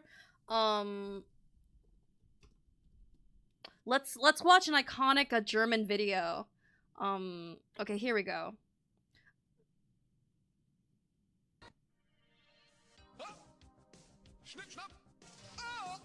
Enrich yourself in the culture, chat. This is culture.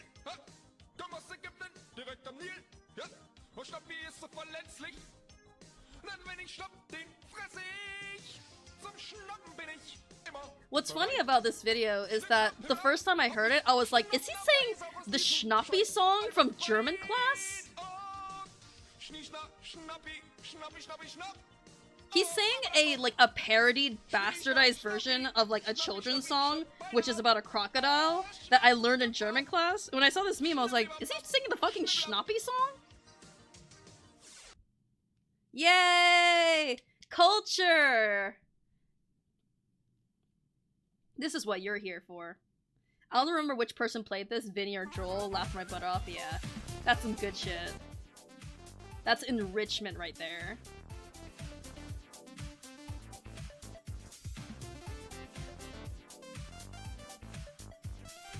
Alright, so my Squirtle is wearing a backwards cap to emulate the bald-headedness that is Squirtle. Important. Alright. And also, because it's a backwards cap, what I love doing with designing people with backwards caps is whenever caps have the little slot, it's to put their hair through there to have a really cool silhouette.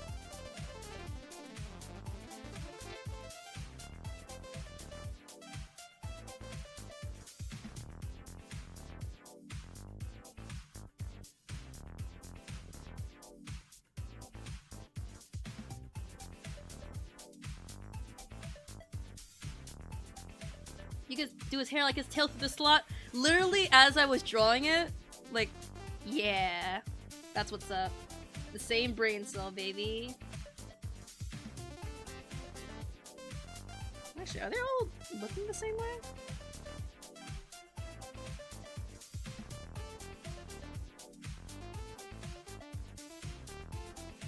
Are you up for sketch requests?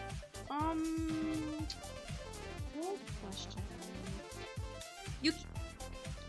I feel bad for constantly saying no, but this stream I feel like I am too concentrated on Pokemon that I would not do the sketch request service. So, perhaps another time.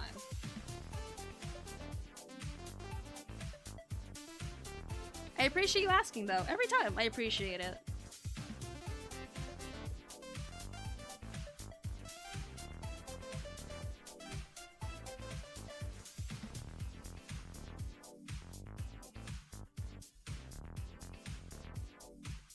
Have you played the Aura games? I get to see my beloved Squirtle that way. Hell yeah! I think... You see, I'm water biased.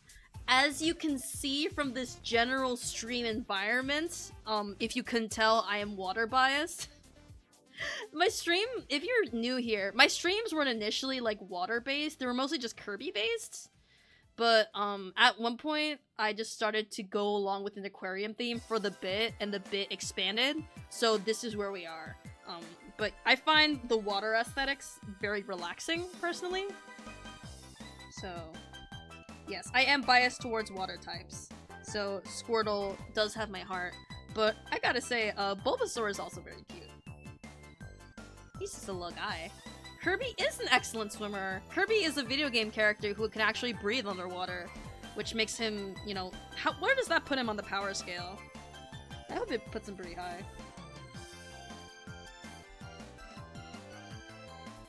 Kirby could hypothetically drown Sonic and Mario. Think about that.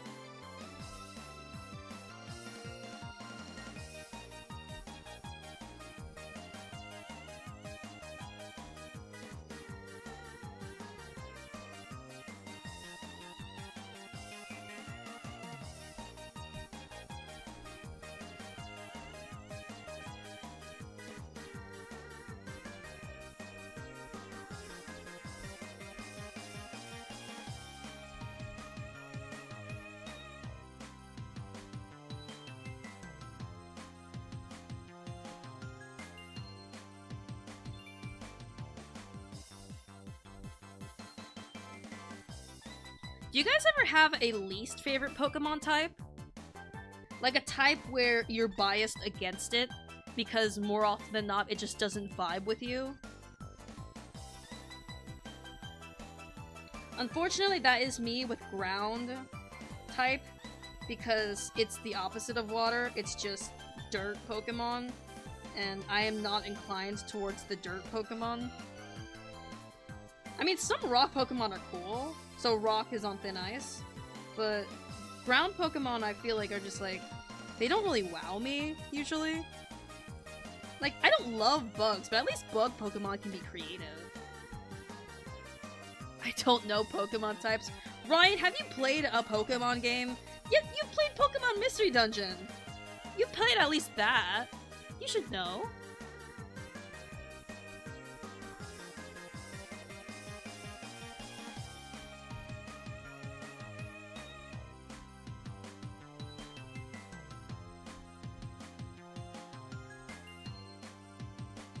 Gameplay-wise, probably ice?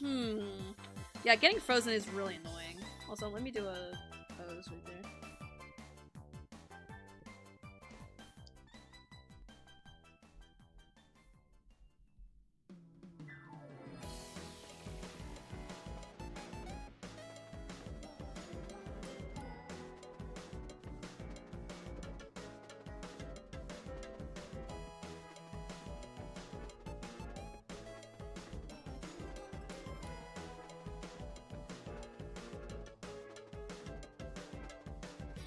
I'm constantly made fun of them because I don't know their names or types or how to play. Jesus. I like Flygon. I like Clodsire. I could take or leave the other ones. But I do like Flygon because Flygon is my precious Gen 3 baby, you know.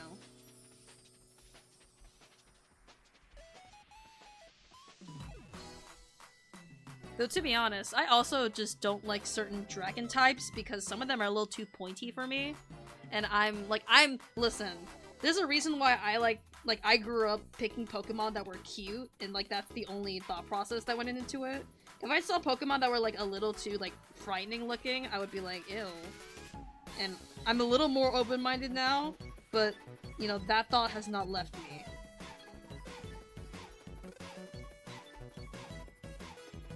I will argue that ground is better than rock. I'm trying to apply that to like real world logic because, you know, electric beats flying because lightning can zap a bird out of the sky, but ground beats rock because a rock succumbs to gravity and shatters on the ground? I guess? There are certain Pokemon weaknesses that I just don't... I've never put them together. I think this is cringe because only when I was playing Pokemon Go that I started getting really into it, that I had to look up what certain type weaknesses were, because I just like balled through so much of that shit when I was playing the games. Like, yeah, fire, water, grass, like I know that, but fucking psychic? Ground? I don't know. It's not as intuitive to me. Tectonic plates versus pebbles.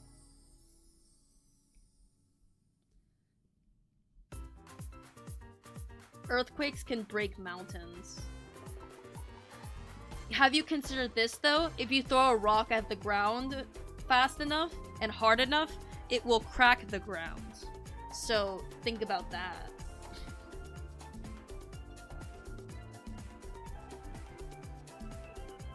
Seno, it really is nearly 4 AM. Really, you gotta be getting ready for it. You say that like you're saying haha like a joke, but go to bed, man. You did that the 6-hour stream and then you rate it and you're still hanging around like, you gotta get ready. You gotta get on your little jammies and brush your teeth and get in. Dude,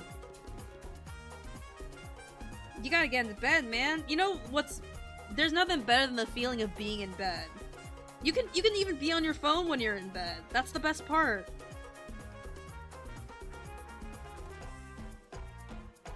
But it's about getting in bed first. Yeah. Have a wonderful rest of the stream. I will. And I say this again, thank you so much for the raid. Genuinely, that was the best thing to happen to me in a very long time. Alright, where's the squirt? Where's my squirt? How big? This big.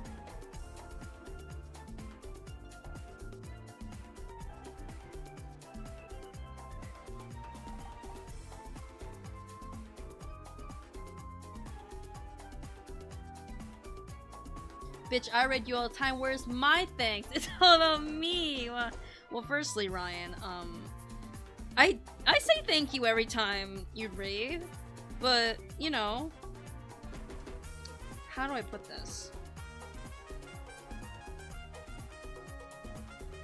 I don't like you as much as I like Xenoleaf. That's how I put it. Yeah, exactly. I'm glad I managed to form the thoughts in my head, but yeah. Anyway, have a good rest. Have you ever played the Shadow Pokemon games? What? Are you talking about the Pokemon ROM hacks? Or are you talking like, nice, go to bed. Okay, go to bed now. And once you're in bed, I'll be like, Ryan, I was kidding. I was just saying that because Senna was here and I'm buttering them up. But now that they're tucked into their little bed with their jammies, I will say, if you give me money, I will say that you're my favorite person who rated me. I have no allegiances. The only allegiance I have is to making that bag. Oh, Colosseum and Gale of Darkness. Oh.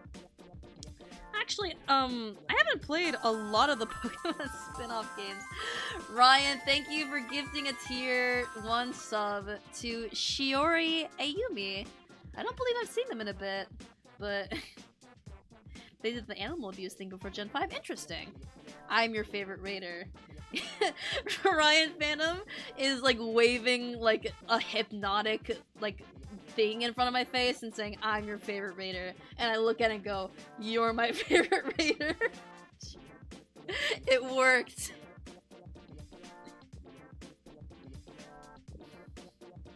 The shadow Pokemon have PTSD. What the heck is going on in Pokemon Coliseum? All I've heard about Pokemon Coliseum is that people use them as an argument to argue for why the Pokemon series has gone downhill when it comes to Pokemon animation, which is not a terrible point, honestly. The Coliseum animations look pretty nice, but also, I don't know. I also just, in general, I like spin-off games better than mainline games. Some of my favorite Mario games are the Mario and Luigi RPG series. Like Mario and Luigi Superstar Saga, Bowser's Inside Story, etc, etc. I play those way more than just platformers. So it does not surprise me that Pokemon spin-offs also bang. They have panic attacks and will attack. Oh my god! Dude. Sorry, this is an easy joke, but I saw someone saying that, like, I watched Inside Out 2. It was great. There's a real life panic attack in that movie, and then someone commented like it passed the white woman test, and I'm like, listen, man. The first person who tweeted like, oh my god, Mario has a real like panic attack in this scene at the end of the movie. This is just a great representation. Like, I feel for that person because I don't think Mario was actually having a panic attack, but it's nice for people to want things and to see, you know, things where there aren't. But I feel like we shouldn't clown people so easily when they're like, oh my god, panic attack representation. Though it is funny. I gotta say, it is funny. Coliseum is the first Pokemon game to have a realistic depiction of a panic attack. See, exactly. Exactly. Also, look at the way this turtle is shaped. I'm gonna put his arms a bit higher. That's a good-ass turtle. LeFou is Disney's... Dude, Disney... LeFou is Disney's first gay character. Dude, Disney thinking they're the best, being like, dude, our character named the Stupid Idiot is our first gay character. Dude, we did it! Woo! How do you like that, gay people? The guy named the Stinky the Doo-Doo, whose only role in the movie is to get pooped upon, and who dances with a man for 1 second in a way that can be easily cut out. He's your guy, he's your man! Woo! I hate how the internet ran with the panic attack in Puss in Boots: The Last Wish. Oh, is that where it started?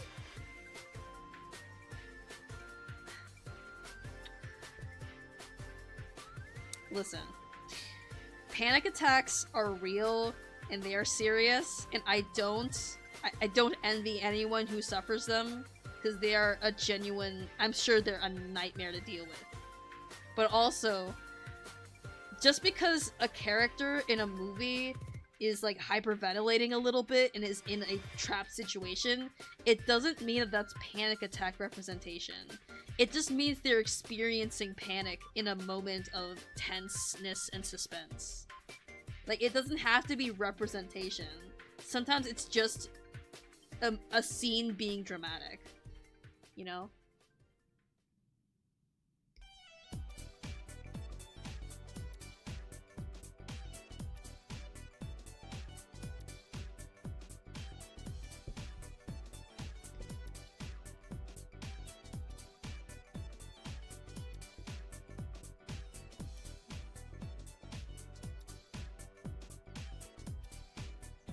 You know how, Mario and, like, the examples I just mentioned, Mario and Pokemon, they have defined spin-off games and defined mainline games.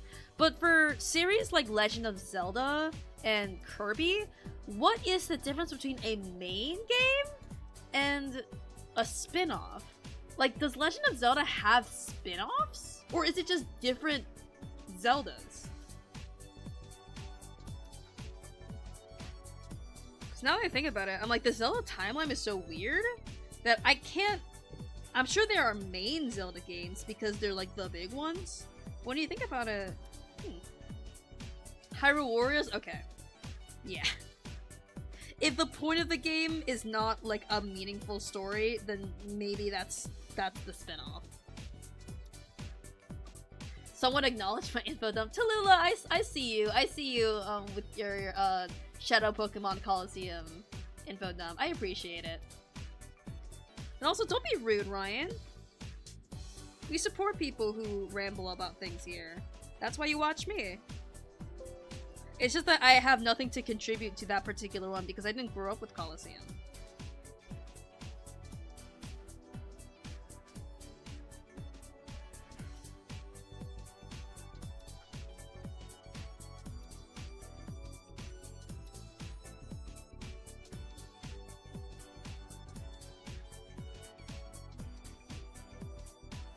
Triforce Heroes? Yeah.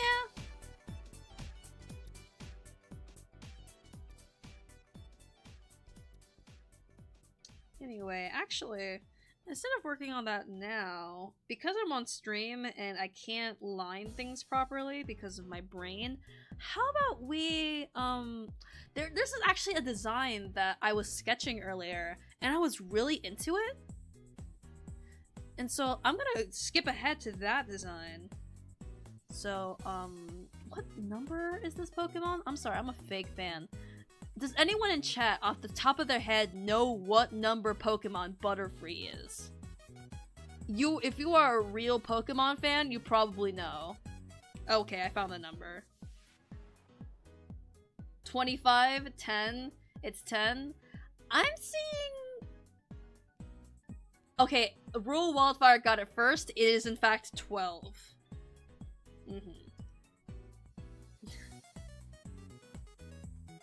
It's okay, Fishy. I appreciate the attempt. Butterfree. Let's first make the... Let's customize the little cartridge, shall we? For Butterfree, they have like a purple and blue thing going on. So let's make this like a nice... Like this purple.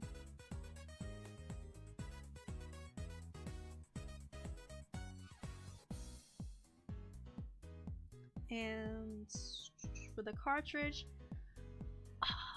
let's make it like a, should I make it like a red or maybe a blue?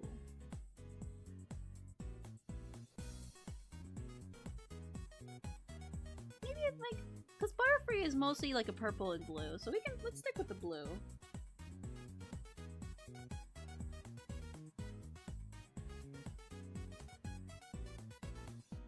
Something like that. I love the blue, yeah! It looks like the shading on the wings, yeah! You want to use light blue on the wings. I can't hear you. I'm converting scenes from Back to the Future 2 into emotes. See, Ryan, if you wanted to ramble about Back to the Future 2 in chat, I would let you do that. Because you're my friends. But I also would have nothing to contribute to that conversation. Alright, so my design for Butterfree. So, I don't know if you guys have seen this really cute fan art back in the day, where it was the Caterpie line and the Weedle line, but it represented a transition. Let me find that fan art. Caterpie transition comic. Oh yeah, it's pretty infamous, but it's like a really cute it's like a little cute art. I just found it. All right, I'm putting it up. Unfortunately, okay, it does have an artist signature at least. So I always think of this comic when it comes to... They redrew it? They did? Where? Who? Oh, is it this one? Is it the same artist? The Lil Non? Oh, I think it is the same artist. Yeah! Nice! That's so cute. But yeah, whenever I think of humanizing these specific Pokemon, I always think of this comic, and so I want to do something similar, but I'm skipping right to Butterfree because I had a design for them that I really like. Butterfree. They trans their genders! Happy Pride Month, everyone!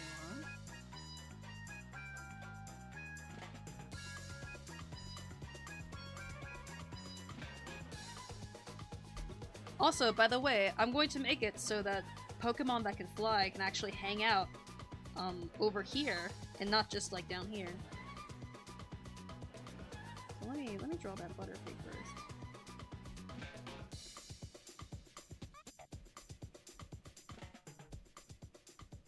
I always loved that Butterfree was just kind of a big floppy feet.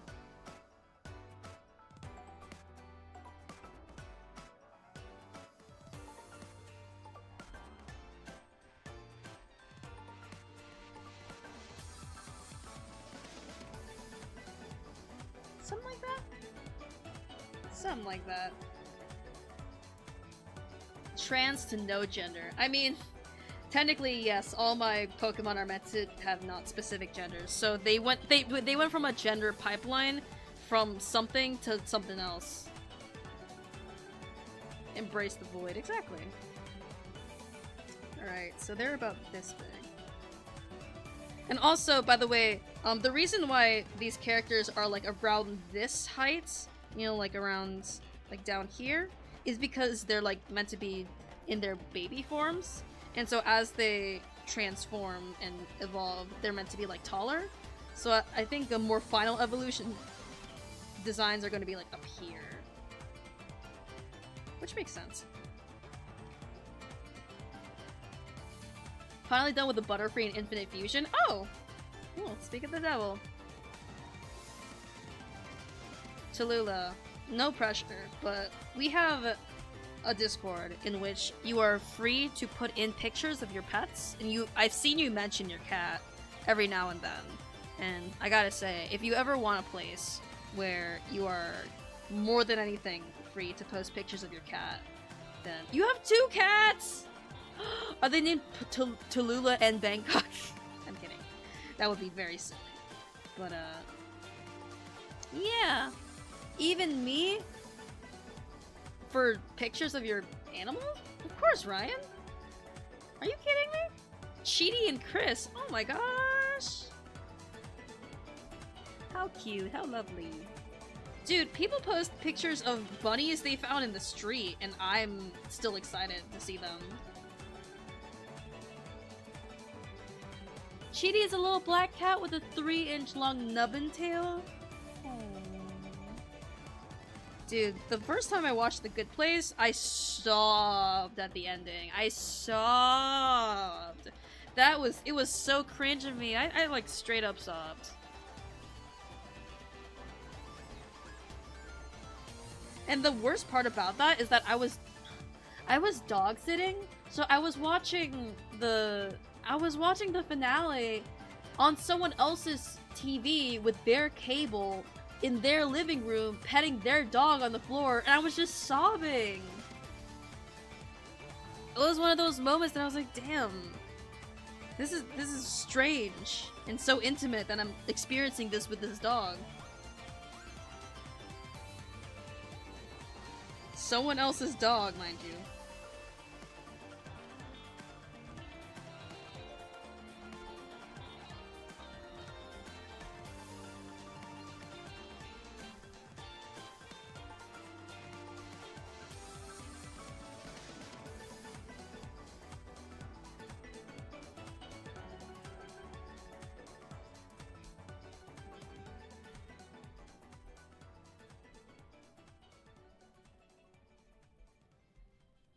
I have a weakness for transferring wings to big floppy bows.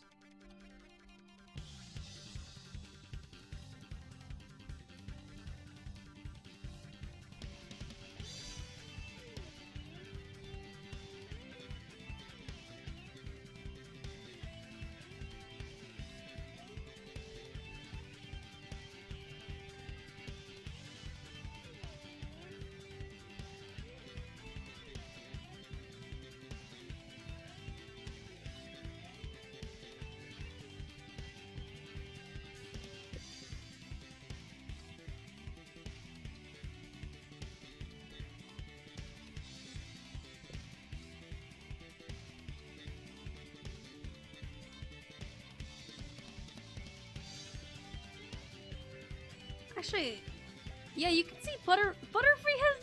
I just realized Not buck teeth, but little fangs. Butterfree, why you look so evil with your fangs?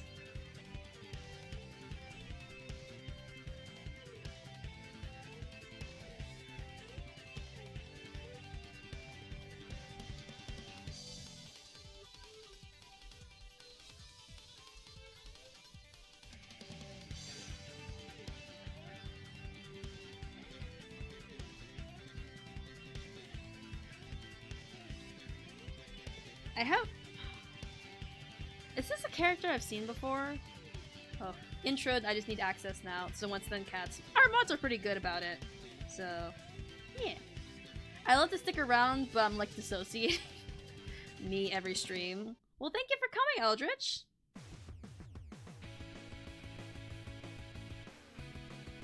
I want to see her as a very like bookish type.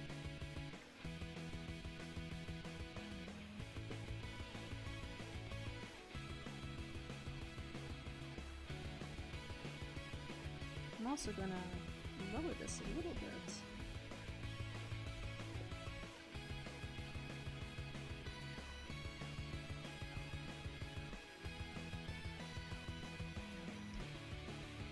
Looks a little like Connie. Are you saying that because she has big oval glasses? That's okay. We all make associations in different ways.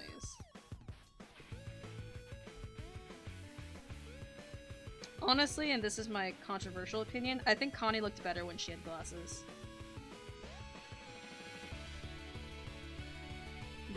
I like it when characters have glasses. I do not like it when characters have their glasses taken away from them. And that's like a design change from them. Cats have been shared! I want to see the cats! I'm open- Every time I open Discord, I close it right afterwards, so I have to keep reopening it. If you wanted to see Cheaty Beady Boya and Miss Keys.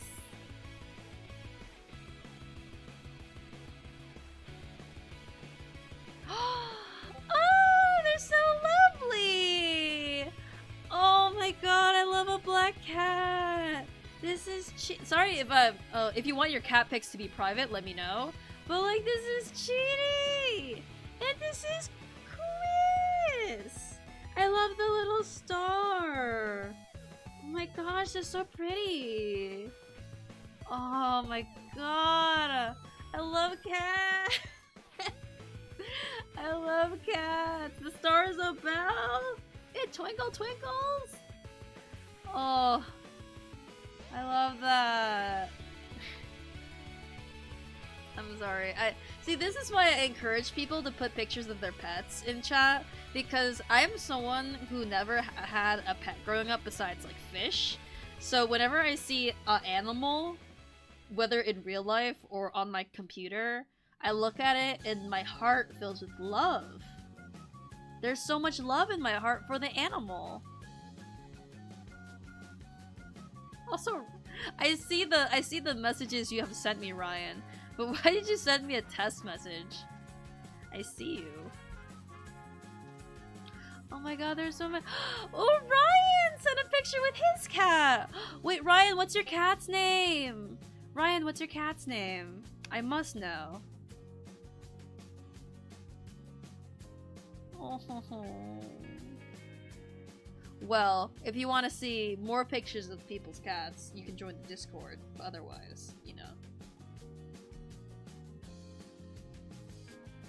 I want to give her like a nice like fancy feel, so let me...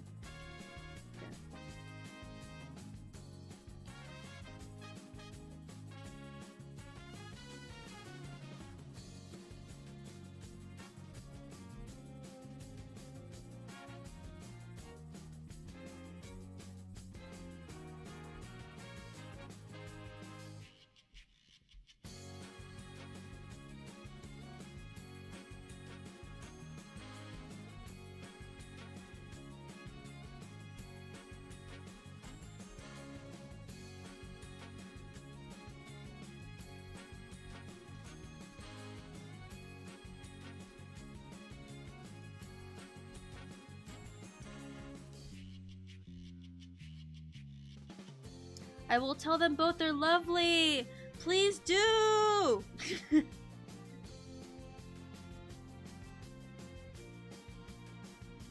Oh my god, I freaking love. Oh, not even just cats, but just like animals. I love seeing an animal in its like natural state. Wait, let me rephrase that. That makes me sound like I've never seen an animal in my life. Like I've just I'm an alien who's turned into a human, and this is my first day on Earth. Let me rephrase that. I love seeing natural pictures of people's pets because I can both sense the love coming from the owner and from the pet themselves. That's why I love it. Chris squeaked at you! Yay! That means they're healthy.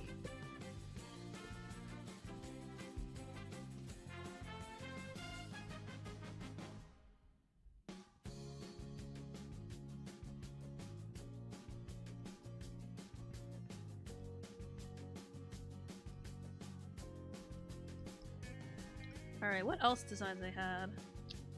Oh, actually, let me work on my Charmeleon design because I turned him into a bad boy, and I want to draw that right now. I'm just gonna reuse the this background here.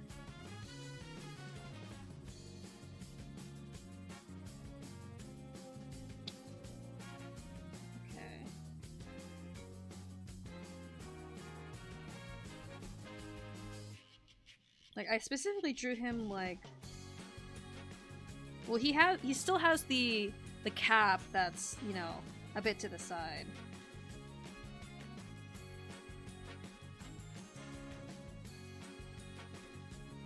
Also, let me get a reference of Charmeleon out. You're doing the middle evos too? I am!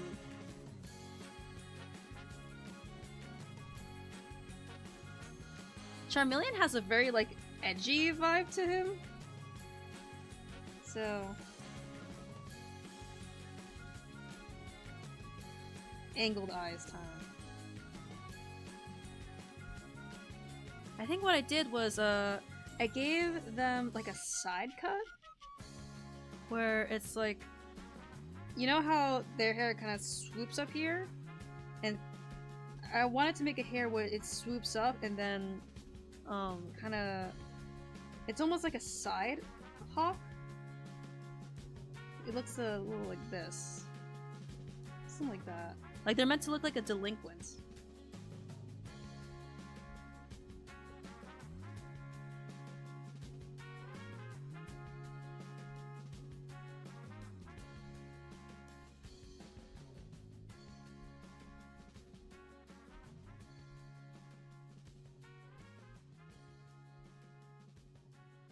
Every animal is just a baby? That's true. This is undoubtedly true.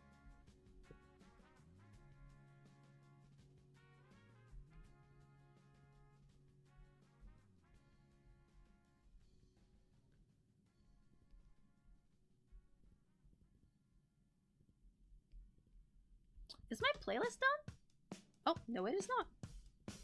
It was just quiet for a very long time. And I want to give him like kind of a, almost like a biker jacket.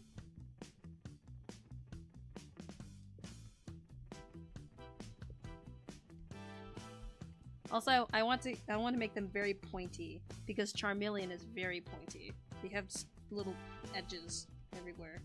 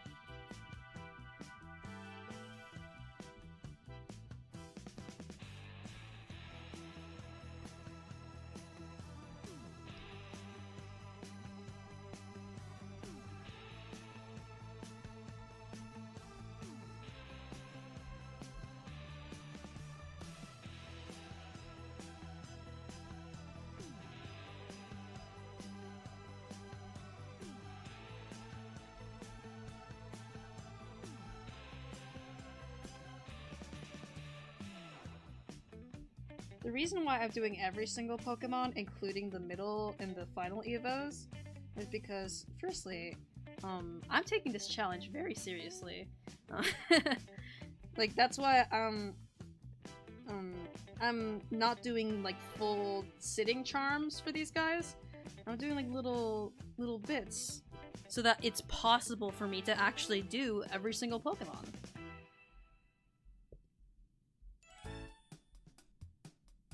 Also, I think there's someone out there who's, like, maybe not the biggest fan of Charmander or Charizard, but they really like Charmeleon.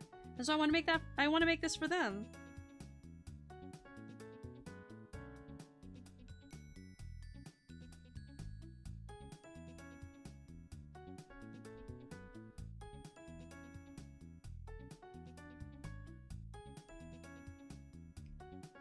You should draw the best Pokemon. You're right. I should skip Gen 1 and 2 and go straight to Spinda. Spinda is watching me from next to the camera. Oh no, don't adjust the camera, no! Right? Ah, let me move the camera back. Right here. No. Oh god, it almost fell. Oh, that's a precarious ledge. Oh, window. Word repeat window. Okay, there we go. Spinda. Important. I'll put you closer. Yeah, Ryan, what is the best Pokemon? Tell me. Man who knows 2 things about Pokemon. Spinda? Oh, thank god. What?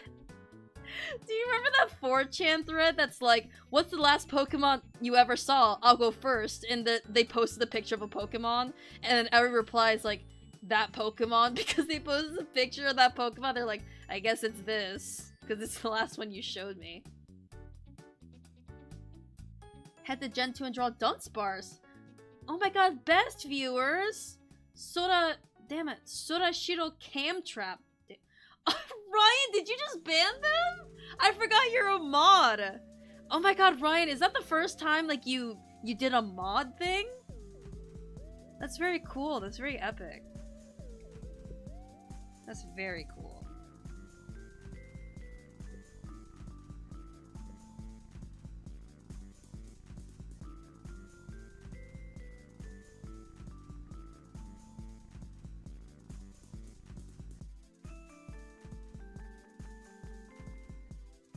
I had a baby Plains hognose snake named Dunsparce. Oh.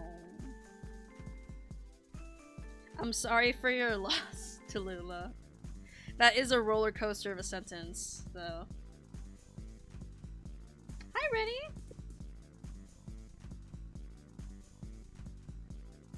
I'm trying to, really capture the angled eyes here.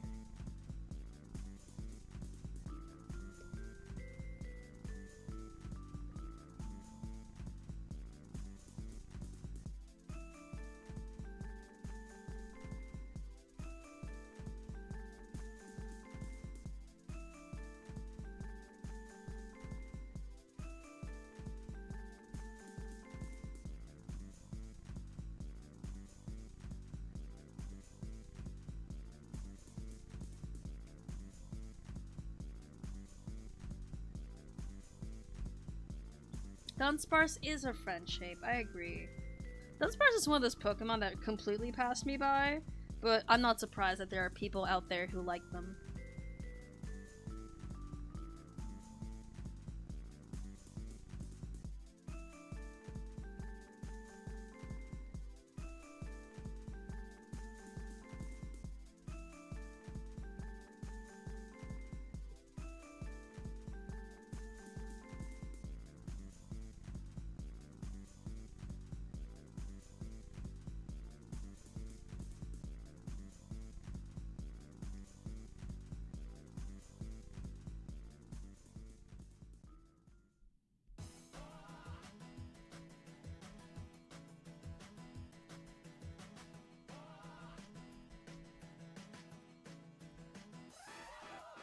You can add banned phrases in moderation setting. I think I added cheap viewers on.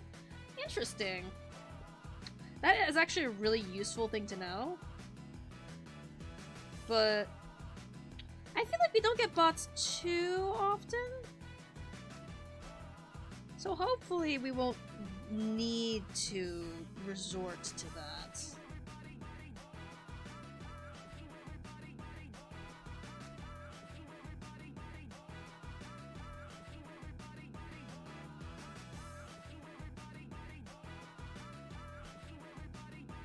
Oh yeah, I think I gave them piercings too? Of course I did. I gave them, like, I think, yeah, I gave them 3 piercings to represent the little claws they have. Yeah. I remember when I was scared, not scared, but I personally, like, didn't like piercings, so I never drew any characters with them. But then I got my ears pierced, and I'm like, hell yeah, piercings rule.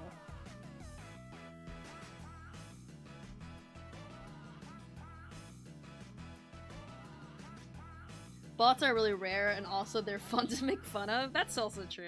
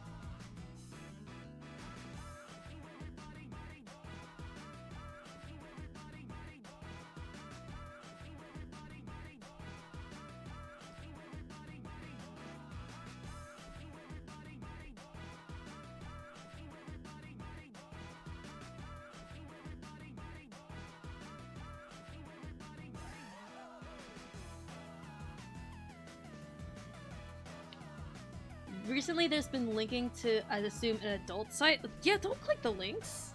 Of course you didn't click the links. Fishy, it's like 4:30 a.m. where you are? Fishy! Hold on. I have a very important, video. It's like the Schnappy one, but better. Okay. Hold on. This is dedicated to Fishy in chat.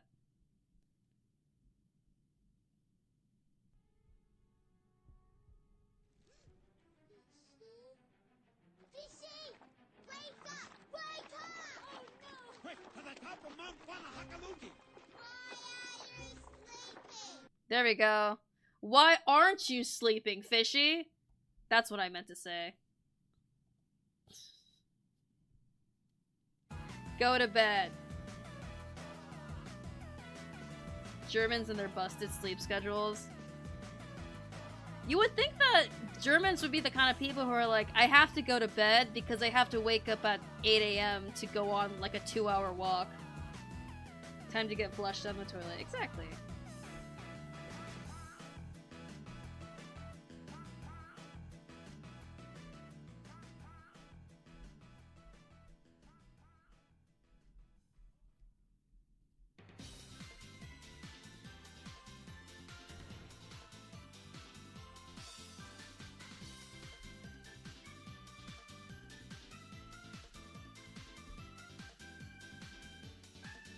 Alright, let me... Okay.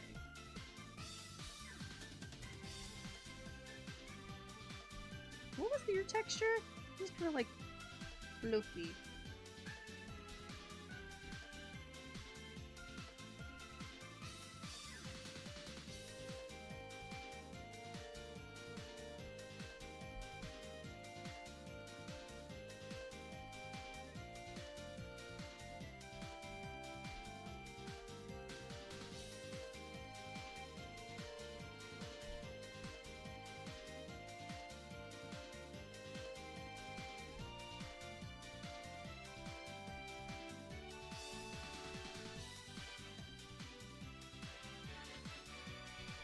There we go. You think that, but they're equally mentally ill over there? I mean, yeah. That's the beauty of human diversity, is that there is no perfect person, or more flawed person. We're all pretty much the same amount of mental illness. Yeah, I think that sentence came out exactly how I wanted it to. Sleep is the best medicine! I'm physically ill after going home in pouring rain. That's... your body is like... if you're sick, then get sleep! You think being here is going to recover you? Dude, I wouldn't be surprised if, like, my stream is single-handedly causing people to get sick. I shouldn't say that. I don't promote sickness. I mean, technically there's no, allegedly, Sang Sangle does not infect their viewers.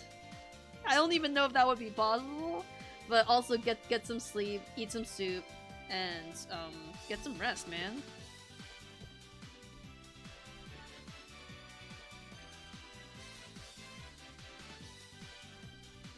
Also, breaking news, Rennie is actually perfect and has no mental illnesses. You know what's crazy? My brother is the complete opposite of me in that he has no self-esteem issues and lacks any kind of mental disability.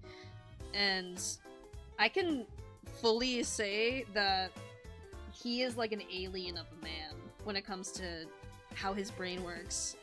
Because we grew up in relatively the same environment, but I basically absorbed all the neuroses in the womb and all the complexes, I guess. Well, he literally just made friends just by not caring enough. Fucks me up.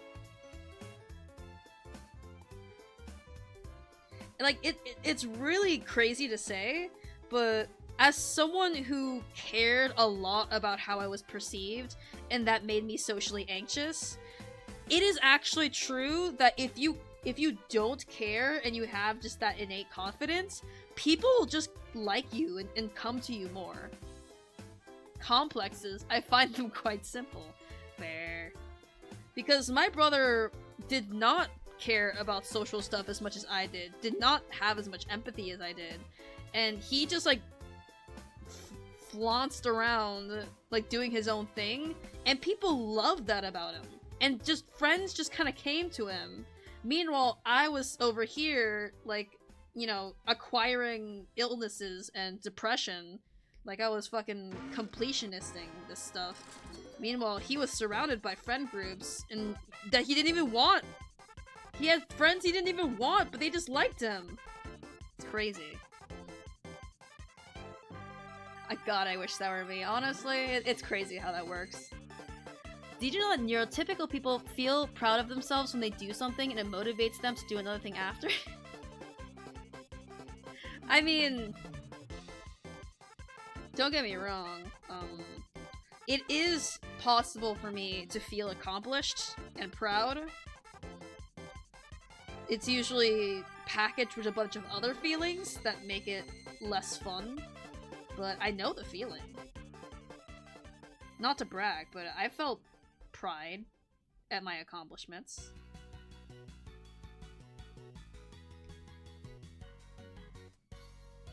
You need a whiff of that neurotypical confidence. At best, I feel a mild sense of relief. Like, that's...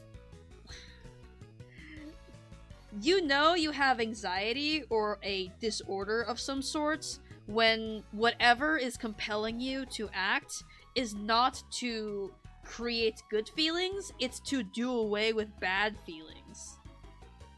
Like, that's why I know I don't have OCD, because when it comes to certain compulsions, usually they don't bother me that much. But if you have OCD and you have this compulsion you feel, you know, that you have to do, performing it doesn't actually have a sense of like, oh, this is nice. It almost brings you back to zero, you know. That's why you know, like how a lot of people who are obsessed with collecting achievements in video games, some of them actually, you know, are fucked up mentally because getting the number up isn't an accomplishment. It's like a relief from the nagging weight of I have to get the number up. Which is a fucked up thing to go through, I must say.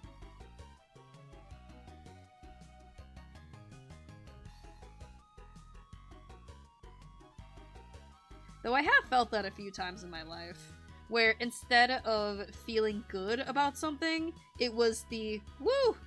I no longer feel like the worms are in me, you know? It be like that. It's less of, you know, there are rainbows and butterflies in me. It's more like, woo, the worms are on vacation. I feel pride from some things I finish, but it doesn't motivate me to do more things. I just have to take a break. That sounds perfectly healthy, Wildfire. We are not content-making machines. We require breaks and recharging. I sent my friends a short story last week, and one question did have me questioning my entire craft reason. Damn!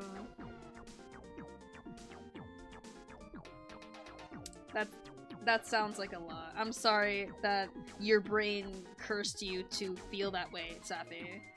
Even though you felt that that comment was necessary. But sometimes being criticized be like that. And you're like, hello, I am accepting criticism. And then one person presents a criticism, and then you're like, so you want me to die. Got it. Acceptable, thank you.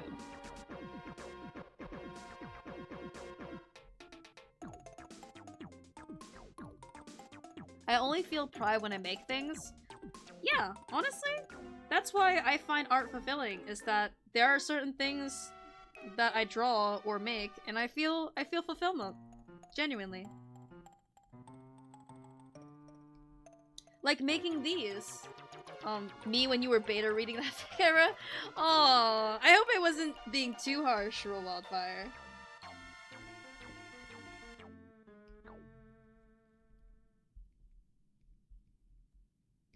Keep in mind that, and this applies to, I would assume, most people who want to critique in good faith.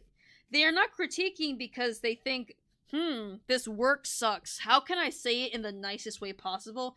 They aren't thinking that. They're thinking, oh, this is actually quite nice. It has a lot of potential. Let me take that potential and then, like, see some corners that, like, they see like a nice polished room, and then they're pointing out, hey, there's some dust in this corner that can be easily swept and to make the room better. You know? That doesn't mean the room is irredeemable. What's video game music to disassociate to? This is dangerous to play on stream. Nope, I can't do that. I can't play relaxing music on stream. Legally illegal silly playlist to commit tax fraud. There we go. Ah, the worms! The worms! The worms! I just had brain worms. That's fair.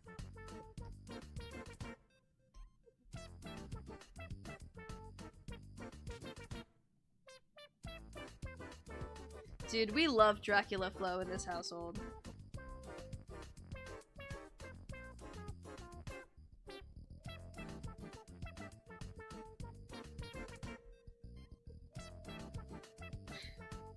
What does that playlist title mean? I don't know, man. You tell me.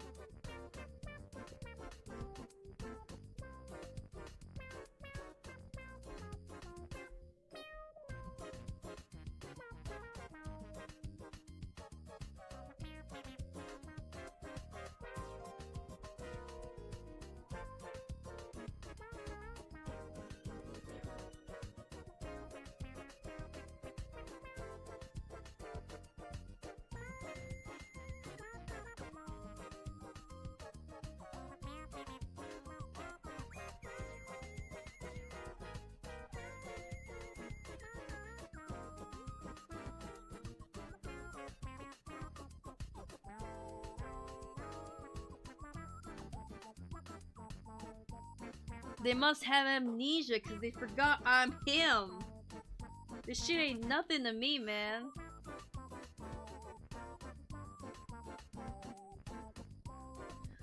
Tallulah Bangkok, have you ever watched the video Dracula Flow? Because I will gladly just stop whatever music is playing right now and just put on the entire series of Dracula Flow. Just to raucous applause from me and stream chat. Don't tempt me. I will. I have my finger on the trigger, and the trigger is Dracula flow. It's time to initiate them. It's time? You think it's time? Alright. Dracula flow. I love that I was asking them, and then my mods are like, do it. Do it. I promised to build a farm in my Minecraft server today, and I have not yet. Well, it's Minecraft. You always have time. Alright, let's go Dracula flow. Ryan, you know Dracula flow, right? I will request a nonsense video. Don't tempt me. I mean, you can if you have the Kerbucks. Straight to the bricks. Ha ha. Oh yeah, of course. This Yeah, shit ain't Ryan nothing knows. to me, man. We smoking runts. We smoking. Shorty got a BBL, took that shit out because she couldn't run. I had to do it. I still to don't them know what that snipe. means. I went Judge Judy on that pussy snipe. I'm not loyal to anybody. I'm a demon. I'm a demon. I have no loyalty for anyone. Never did, never will. Shorty chose to be with a demon. Sounds like her problem to me. Ha ha. This Ha, shit ha. ain't nothing to me, It's man. nothing to him. My money longer than James Cameron. On and off the court, straight fundamentals. No funny business. No This shit funny ain't business. nothing to me, man. Moving like Dracula, we get it back in blood. You see it? I really did this. I'm really The hell is him. this? It's Flip Dracula the whole flow. brick into an empire. Stop playing with me. I have no sympathy. I live for this shit. This shit ain't nothing to me, man. I'm nice with it. Ha ha. Ha ha. My money long. My pockets deep. No pocket watching in these parts. We straight gassing, cutting straight to the bricks. Chanel optics got me seeing shit. He's in the studio. He's cooking. He's cooking. Alright. Dracula Flow That 2. pussy Let's better go. stank, Let's go. otherwise I don't want it. Popped a perk 30, got straight to fucking. That pussy Dulce. Part of what Smoking makes Dracula fentanyl, Flow funny, lay at least to cereal me milk. personally, I see is how God. disgusting it This is, shit ain't and how it nothing makes to the me, act man. of like sex That pussy got me completely screaming, infantile, crying, and it, pissing, like shitting. it completely shooting just ropes. ruins it for me. Yeah, we getting that Pirate Bay alien shish But it's kebab funny. Cordy Seb money. I hope them aliens are real so that I have more things to fuck. Smoking the Qui-Gon Jinn Vietnamese Phillips head runts. She sucked me like You a wouldn't get cordless it. Dyson She V8. sucked him like a I'm in cordless the K-hole, Dyson V8. licking balloon knot. When I got the meat cannon, I be shooting straight rope. This shit ain't nothing This to shit me, ain't man. nothing to me, Chanel man. Optics got me seeing shit. This is I on. need fentanyl slime. I love how I honest just your popped a reaction whole is. garbanzo It's bean. okay, we can Fuck stop you at mean. Dracula I Flow smoke 2. We don't have to real watch the whole Imrani, series. Rapscallion ghost nuggets. But I do like Y'all the can't visual fuck with me. aspect of I'm him. the I've been video, him. like the little I like will continue to VCR be filter, him. but Yellow also they're rubies in the glistening tank like with the piss. fish and the Doping bubbles. sea monkeys So by it the really gallon. My adds to the tummy experience. feel Oh, scan crazy. lines, That yes. coochie yummy slime. That coochie doing it for me, slime. Slime. They thought they could stop a demon. I'm back. The Zaza got me speaking Esperanto. The Zaza This got him shit ain't speaking nothing to me, Esperanto. man. We out here cloud seeding. The scope gleaming. You can't trust me. I don't even trust myself. I don't know who I am anymore. I'm getting too much money. He's getting Ass too so much fat, money. I'm peeking off this Danny Phantom slime. Can you remind me who I am? Get the president on the phone now. I fronted him a brick.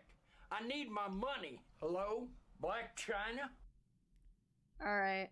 The video I sent is on topic. I believe you. Vinny? We smoking shit in a glass pipe, blowing the Lord's bubbles. Oh my god, okay. What is this? We smoking shit in a glass pipe, we blowing the Lord's bubbles.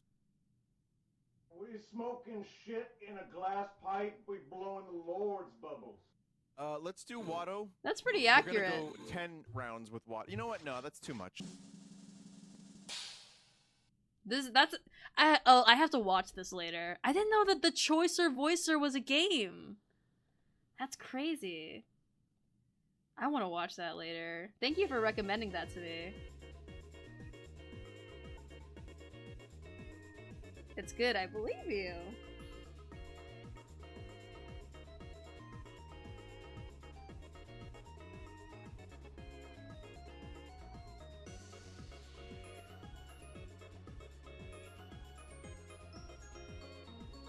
Ooh, Tallulah has recommended a song. Equally nonsense, less graphic. That's fair. I forget sometimes that Dracula Flow is very, like, you know, a lot graphic-wise, so I understand. See there, Timmy. What's that you're enjoying? Why, it's breakfast, of course. Everyone loves breakfast. Breakfast? But did you know that breakfast is getting a sequel? Breakfast? That's right.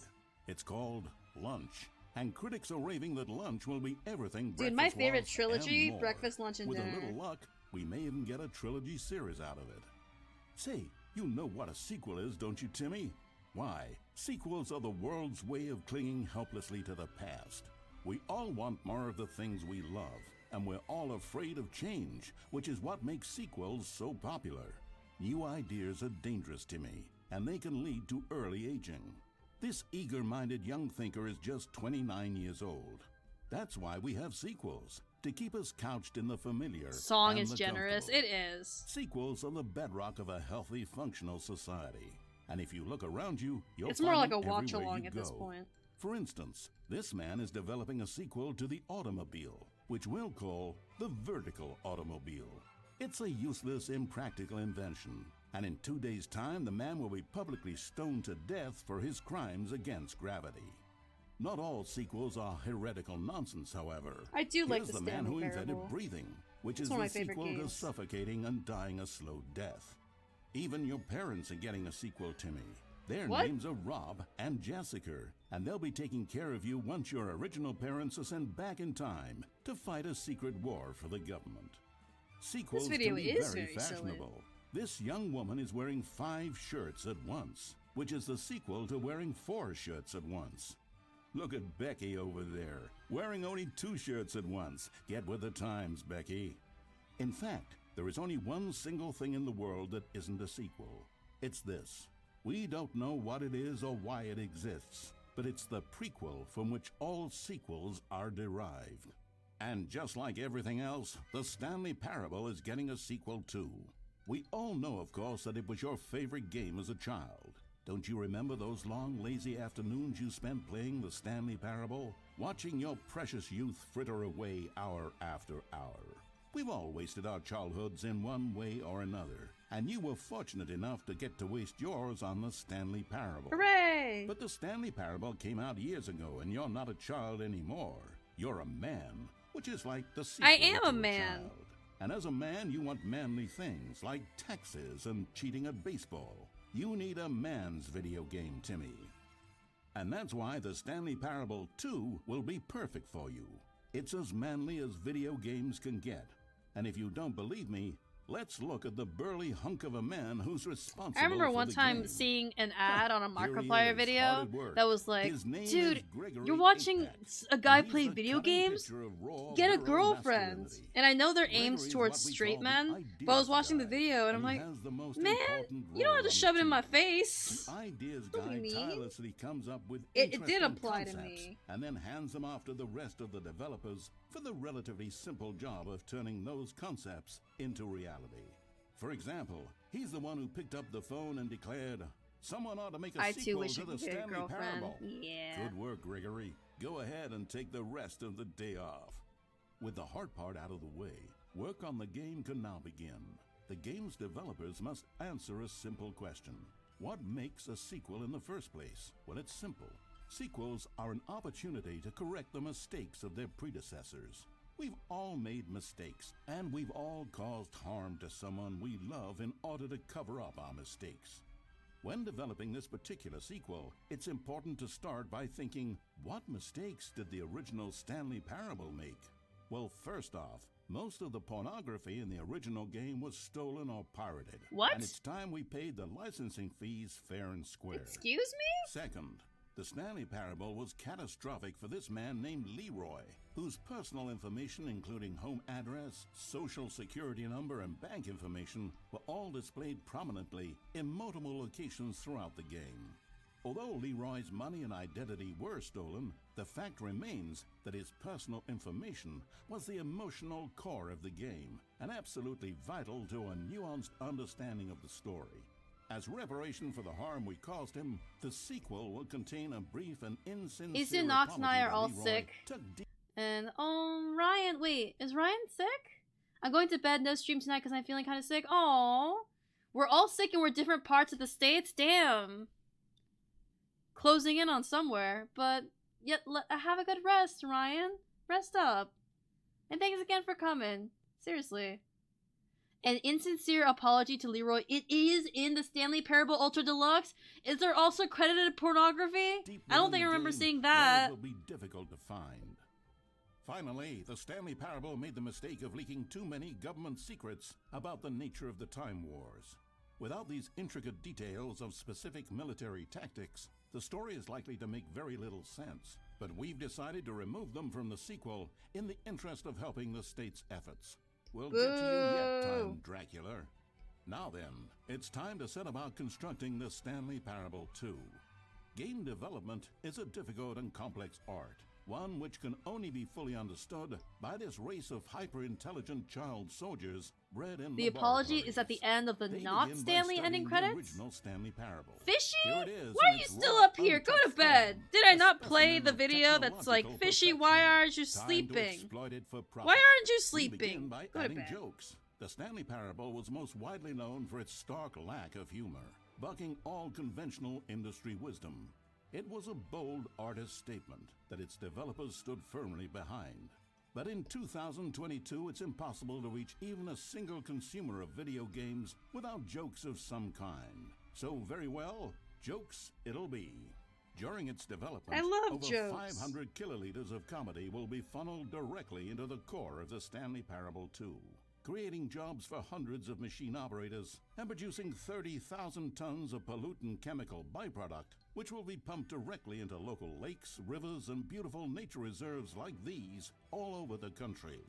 Another common complaint of the Stanley Parable is that there wasn't enough gameplay. And so for the Gameplay. sequel, its developers have gone to That's great true, lengths they to put in fix the this jump problem. button. Here we can see gameplay being Or the printed jump on circle. sheets. Every video game I'm taking contains meds as in many 15 as minutes. 1,000 sheets of gameplay. You get this And video by several of scanning the QR largest code in the games in convention world hall. Oh, contain this is the close to video it leads to. 1,500. On mobile I always assumed there was a devices, trailer the gameplay of some sheets have kind. to be printed smaller.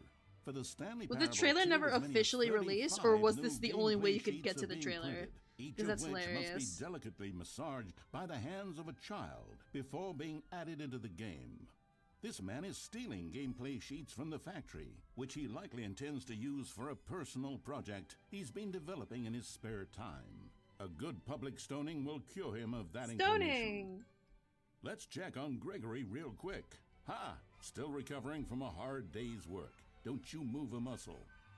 Next up, it's time to blackmail the press. In a competitive market, blackmailing your local journalist can be one of the most effective methods of creating word-of-mouth buzz for your sequel. In fact, blackmail is the currency of social progress. From your neighborhood grocer to the teacher at your school to the man who helps you steal HBO, everyone responds to What blackmail. eye color is And if Charmeleon? you've never done it before, Oh, it's like a easy to interesting practice at home teal on your green. friends and family. Simply follow the instructional pamphlet that your teacher hands out after the end of the film. And finally, there's one last tool at our disposal for making the sequel feel fresh and exciting, and that's packaging the game with collector's edition merchandise. Collectibles! If you order the Stanley Parable 2, you'll receive this It's an cow's unlisted egg. YouTube A video? single It egg will is? produce over 1,000 cows, which are, of Oh, it course, is! the I didn't even sequel realize it. victims. And there you have it. Everything there is to know about producing the Stanley That's Parable amazing. 2. Of course, you may know that there is also a game titled The Stanley What a Parable commitment to the Ultra bit, I Deluxe. must say. So which game is the true sequel to The Stanley Parable? It's an excellent question, Billy. one which the child soldiers have been working round the clock to come up with an Yay, answer child to. soldiers! After many weeks of diligent research, the conclusion they've reached is, who gives a shit? All that matters is that it's more content for you to cram down your insatiable gullet. Content! You don't want thoughtful and nuanced answers to complex questions, Billy. You just want to eat bubble gum and cheated hopscotch. So get out there and consume. Do your civic duty and bully your parents into buying you every version of the Stanley Parable 2 on every platform. Tell your friends to bully their parents as well. It's through community efforts like these that the world comes together in harmony and connection. And it's only through this connection that we'll defeat Time Dracula once and for all. Don't let the time. Do you guys remember Trombone Champ? Buy the That was a Stanley fun Parable 2 and pledge to support all sequels for today, tomorrow, and into the great unknowable Sorry, beyond. like them talking about Time Dracula reminded me of when in Trombone Champ the final boss is, you know, redacted for spoiler purposes, but you know, not quite Time Dracula, but something similar.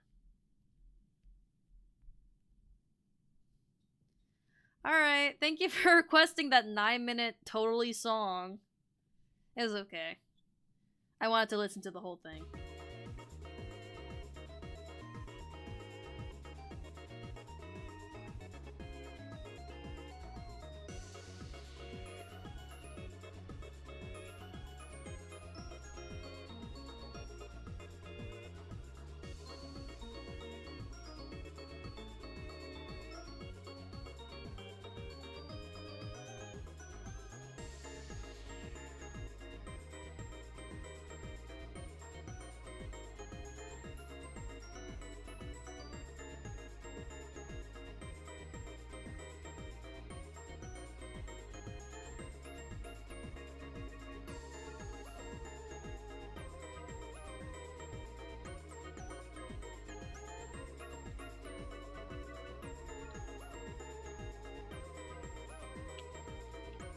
What other Pokemon designs have I have on my little lists?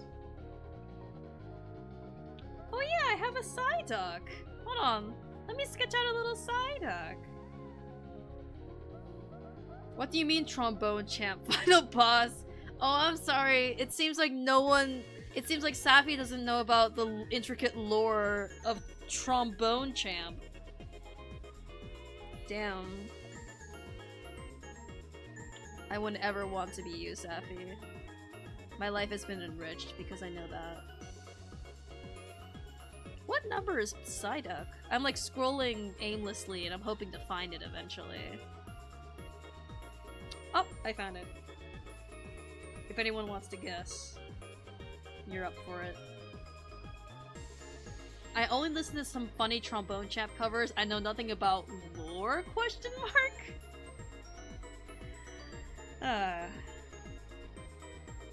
From what I can remember about Trombone Champ, I know that it involves baboons and Mozart. Yeah, and there's also a collectible card game. Psyduck is 40s or 70s? You are both incorrect. It is number 54. It's okay.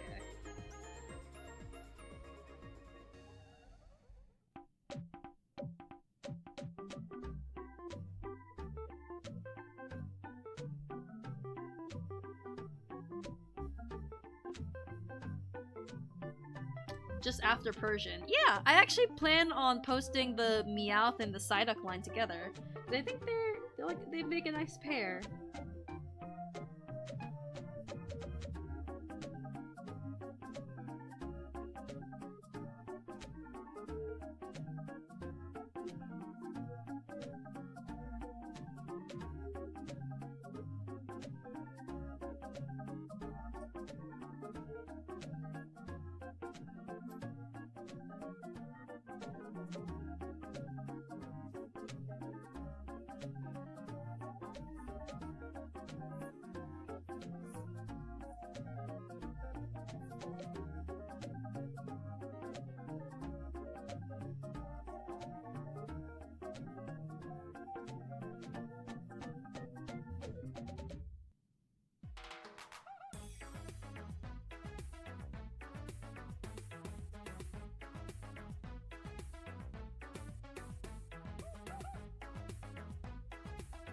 There we go.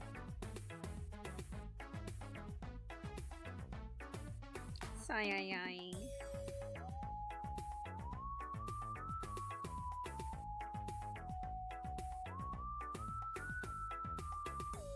The pee-pee song? What do you mean the pee-pee song?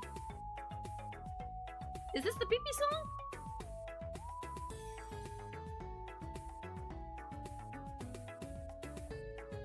Oh, Pee-Pee's theme from Emma Mouse.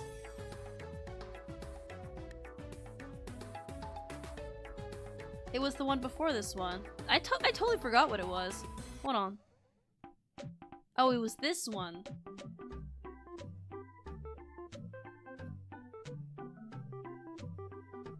Shaking my ass in the club to the Pee-Pee song. I also like the visual of the cat in the video. I love cat photos that are just like that.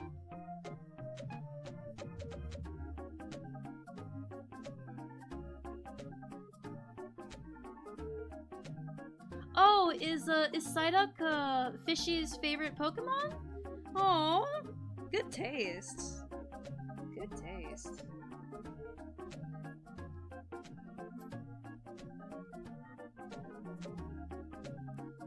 Anyway, my Psyduck is just... Hold on. My Psyduck is basically a person who has a swim cap on and has like a duck swim cap. And who like looks like this.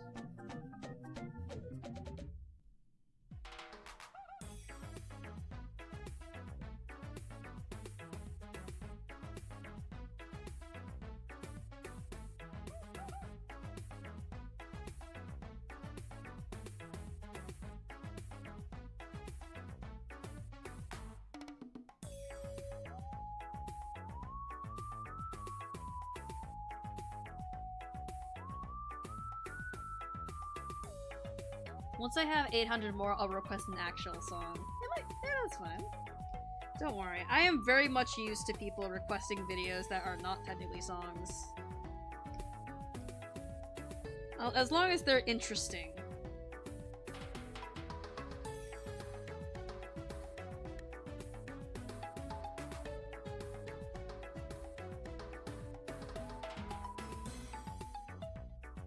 And I want to give him floaties.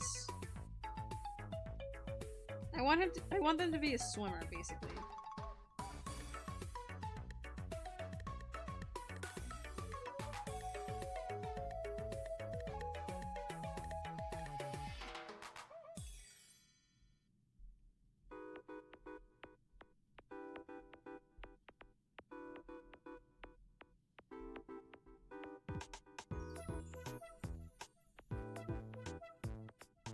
That's my Psyduck.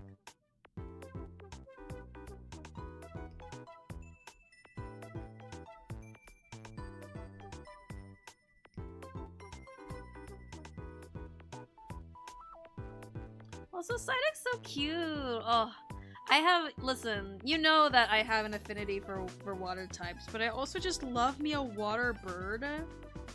Oh, I love me a water bird. Especially one that looks just like this guy.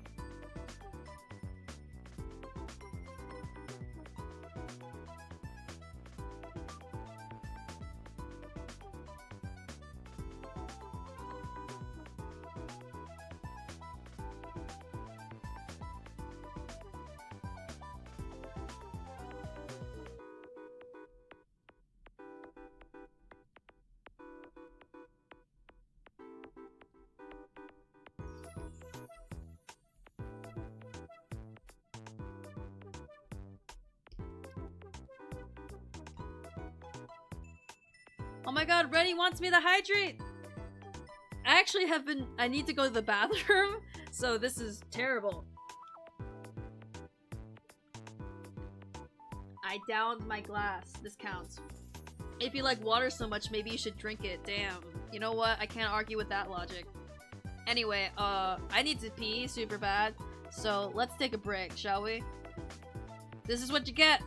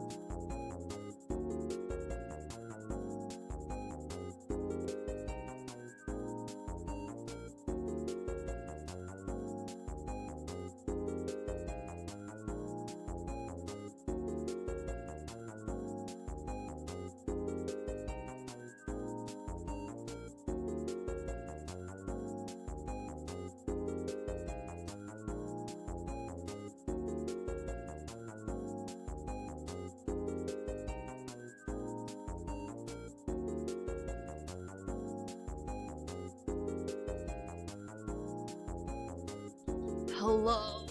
Hello. I need to turn the music back down. Hello. Woo! Okay. Hello. Hi. Oh, Jesus. I forgot my BRB screen looks like this. Hold on. Let me adjust that. There. And then there.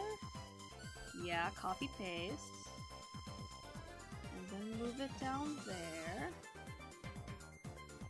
Sorry, you can't see my face right now, but I'm walking y'all through it.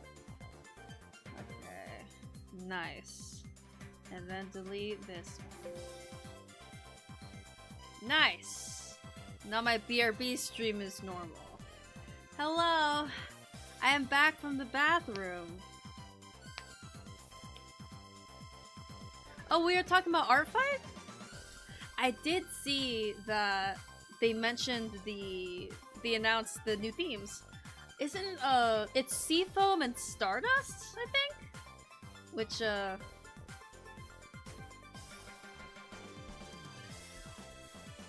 honestly, I kind of dig that because I always love that sounds like, do you guys remember not Art Fight. Do you remember Make Your Fighter? The thing I used to do with the fighting game characters and like arts themes and whatnot? If it sounds like something that I would have done for Make Your Fighter, like sea versus space. Yeah.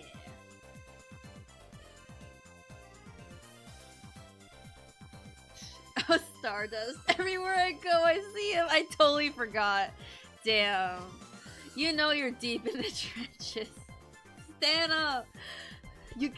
Some men are getting you weak in the knees. Stand up. Stand up. That's one of my favorite videos. Seafoam versus Stardust sounds like it would have been a Splatoon 2 era Splatfest. It's a good theme, and I'm glad that it's very visually evocative. It's not just like sea versus space. It's Seafoam and Stardust. It's very, very evocative, and I do like that. But honestly, I am a sucker for space. As you know, my Kirby boy is a space boy, but I'm too much of a sucker for the sea as well. Though artistically, I must say, space aesthetics go fucking hard.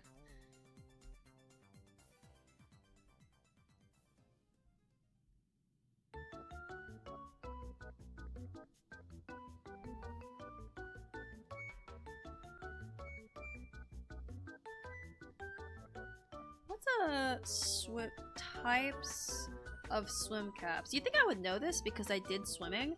But there are some swim caps that have like, yeah, there are professional swim caps that like are like helmets and they go like all the way down. That's what I want the Psyduck person to be.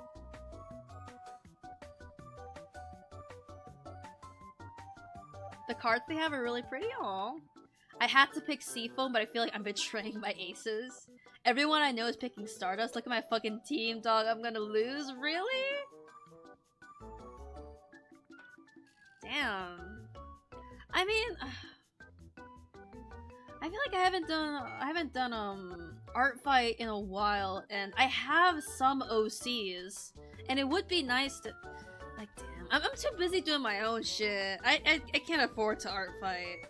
I do think Art Fight is lovely though when it works, you know.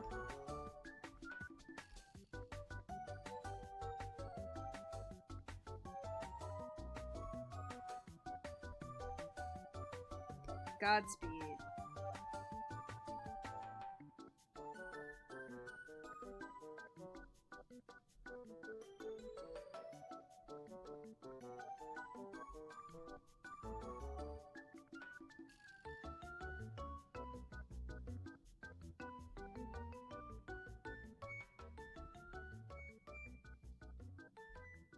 You have a whole game full of OCs, motherfucker. I know, but I don't have, like, up-to-date references for all of them. And, like, I have shit to do, man.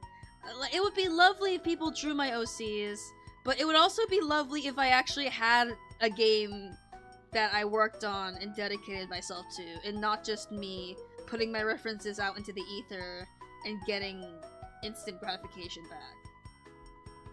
Maybe that's it. Maybe I feel like I haven't earned the satisfaction of having people draw my OCs because I don't have a lot of chromosynth to show for it. Maybe that's it. One day when I reach the elusive point where my brain is satisfied enough that I can know the validation of, you know, having people respond to it in kinds. Maybe one day I'll reach that point, but for now, it ain't there. Everyone in chat be like, I understand. Thank you. That's the thing. They're not just my OCs, they're my characters in a project. And I feel this sense of guilt by promoting these characters with these references without having much of a project to show for it. Like, oh, what are these characters for? That's for this thing. So how's the thing going? Ugh. You know how it is.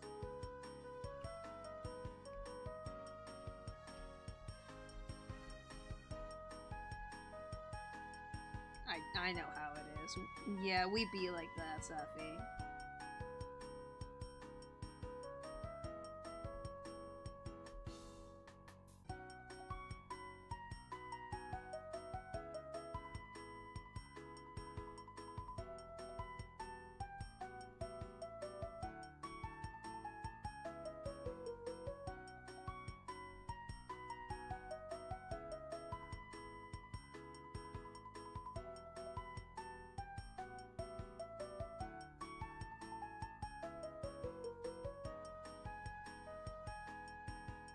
By the way, these little scraggly hairs are very realistic because no matter how much you put on your swim cap, you will always have the little scraggly hairs at the bottom. This is real. I just want to draw everyone's pretty characters, man. Yeah, that's fair. I'm working on character design and scripting right now. Yeah! We love to see it.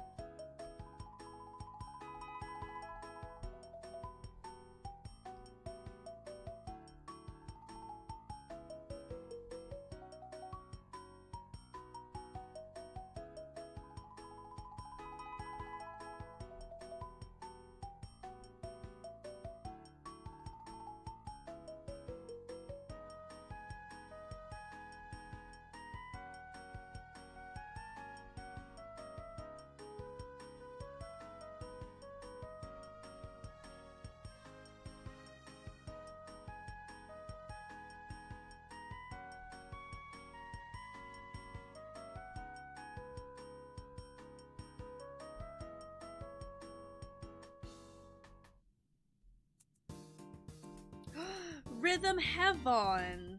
We also love to see it.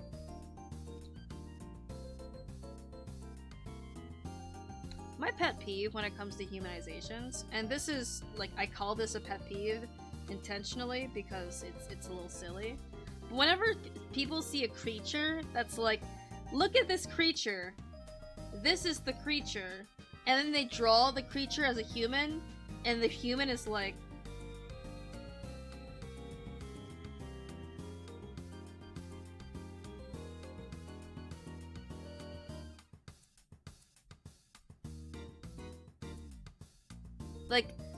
I don't know. I'm gonna make for the exits. Have a good evening. I'll have to eat something. I have to back up.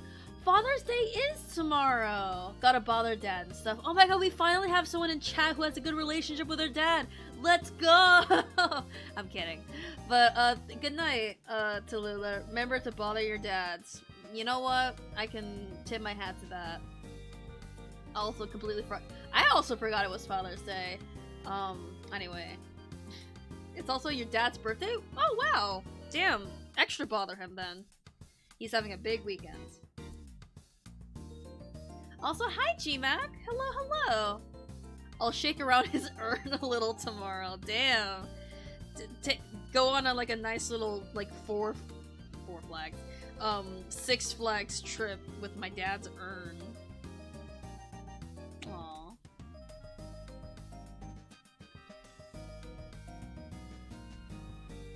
Anyway, what I was talking about was one of my character design pet peeves is when someone takes a character who is literally has like curves and fat and lumps in them, but then turns them into like a very, very like skinny, like a particularly a skinny character. That bothers me. It specifically bothers me because, especially when you have a character with limited shapes, and so much of the shapes is circle and roundness, I feel like as a character designer, you should account for that in the shapes that your human, version portrays. Like, listen, you don't have to make them, like, as round as they gotta be. They don't gotta be like this. Don't get me wrong. But, like, a little bit of roundness would be nice, you know?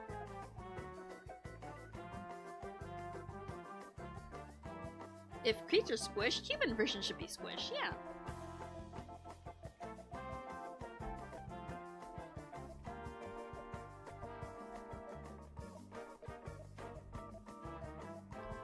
Alright. Time to draw a duck.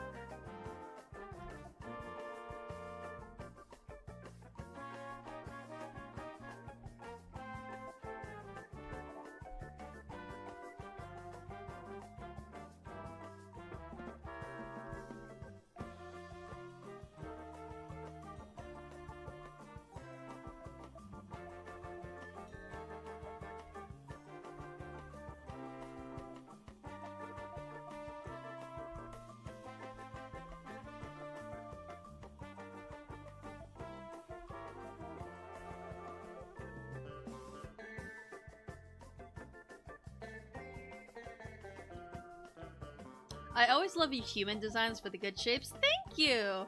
Also actually out my now good night. Good night, Tallulah. Thank you so much for coming.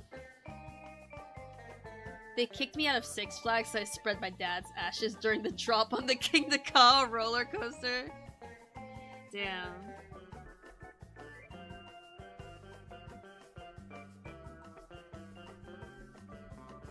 I wonder why they did that. I guess no fun allowed at Six Flags. But yeah, when it comes to character design, I'm definitely the kind of person where I'm always thinking about ways to translate from an animal, like, from the original design to human. And that includes, like shapes and textures and whatnot. Like, listen, it's fine if you humanize something that is shaped like this into a human that's just shaped like this. That's fine, whatever. But it does bother me when I see character designs like that, and it's just not, I don't know, maybe it's just a stylistic thing. But like, I will see okay, the reason why it bothers me is because I like to make humanizations where you can reverse engineer back to the original. Like, if you looked at my Psyduck, if you saw this person and said they are a Pokemon, you could hypothetically come to the conclusion of a duck that looks like this, that is kind of like a little like this shaped, you know? But if you have a character who is like that, except they're like, like a regular skinny, it's probably just gonna be like the whole shape of the duck is different. Like, that's why I want to emphasize, well, firstly, for diversity's sake, because it's interesting. But also, I want to incorporate these kinds of things in order to pay homage to the original design and make it so you can reverse engineer back to the original because of the aspects that I'm taking from the original.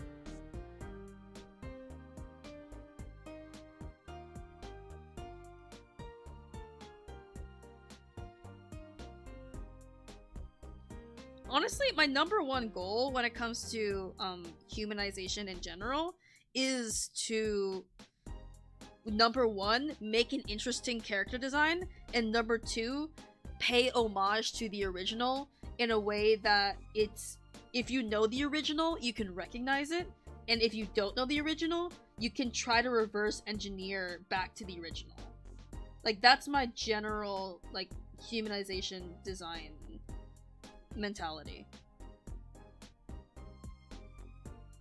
the goal isn't ever to make like an attractive person number 1.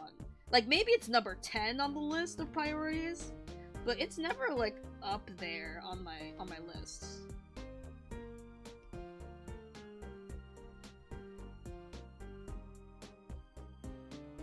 The Slowpoke girl is a very— oh yeah, Bill Spooks. Yeah, I mentioned the Slowpoke girl earlier. Yeah, I would say that they still fall under the umbrella of like, you know, cute girl, but Slowpoke girl is very cute in like a natural way too.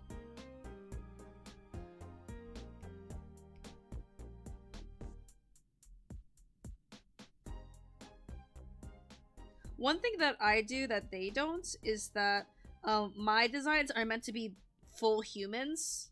Basically, they don't have like animal ears or whatnot, so I have to find ways to incorporate the animal ears into their human designs, which is, in a way, a self-imposed challenge.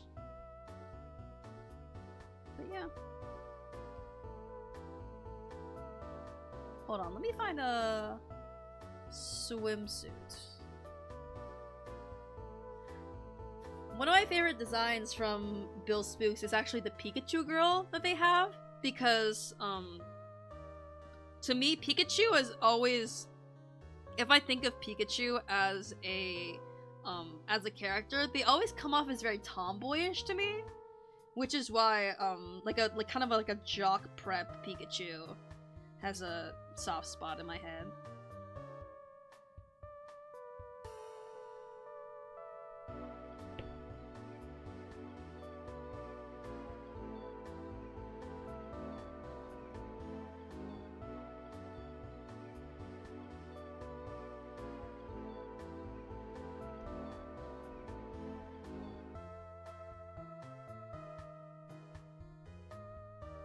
Oh my god, I just realized I can actually tailor the swimsuit to make it look like the to make it look like the Psyduck a little bit more, but I'm gonna have to be super smart about it.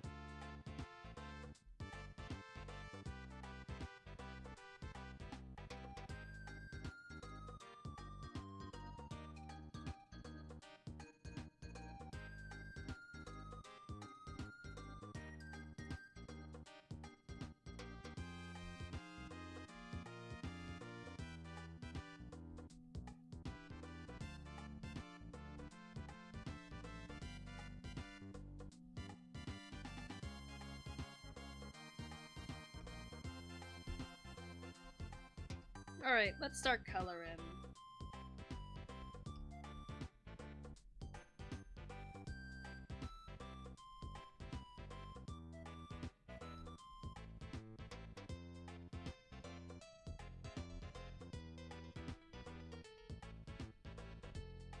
Posture check. Oh, very astute of you. I think the swimmer's cap and swimmies are a very smart way to communicate Psyduck's semi-helpless appeal. Yeah. I'm also, I'm pretty sure this isn't the first duck I humanized to be a swimmer, weirdly enough. I remember when I drew Vinny Vinesauce's villagers, especially Scoot, his green duck. villager from Animal Crossing. I believe I also made him a swimmer because he literally has like a little swimmer scout. But yes, I have an affinity for humanizing duck characters into swimmers because it makes sense.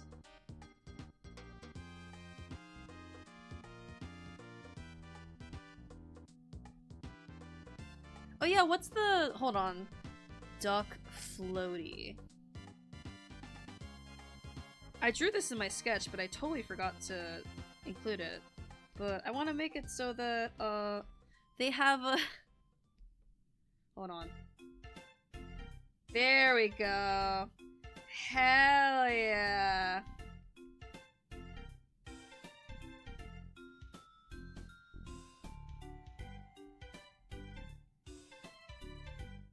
Yeah, there we go. I totally forgot the floaty I drew in their sketch. I think that's the main reason why I made them a swimmer, because I was thinking of those duck inflatable, like, tubes. Yeah, now we're cooking. Now we're cooking.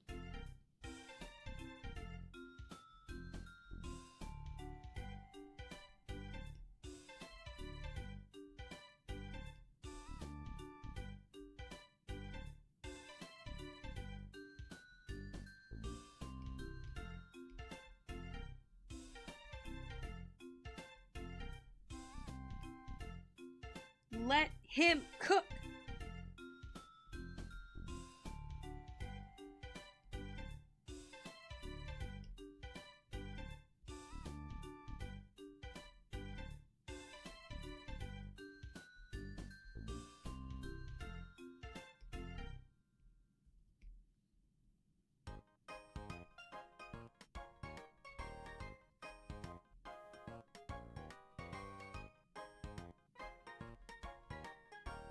Alright, let's color for real this time.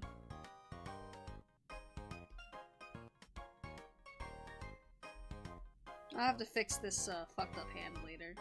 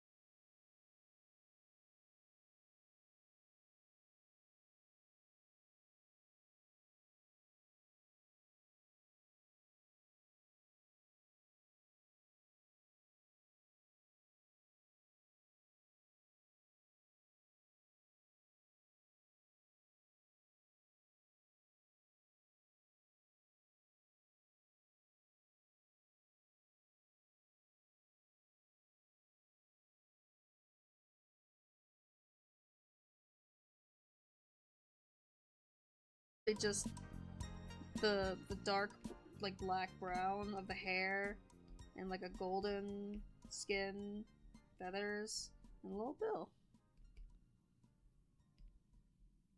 Not much to humanize, I gotta say. By the way, I was, you know, in the bathroom earlier looking at my phone for my bathroom break, and I realized that y'all have done a really good job posting all your cats in the pet therapy channel of our Discord, so I just wanted to say thank you for all the cats. I may not show it, but I do be thankful for all the cats.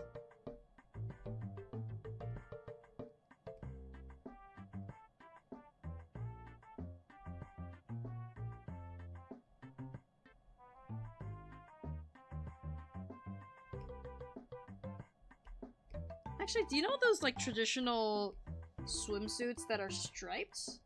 Why are so many traditional swimsuits, like, striped, like prison pajamas? Like this. You know? Will that make it more interesting? Maybe I should make it white.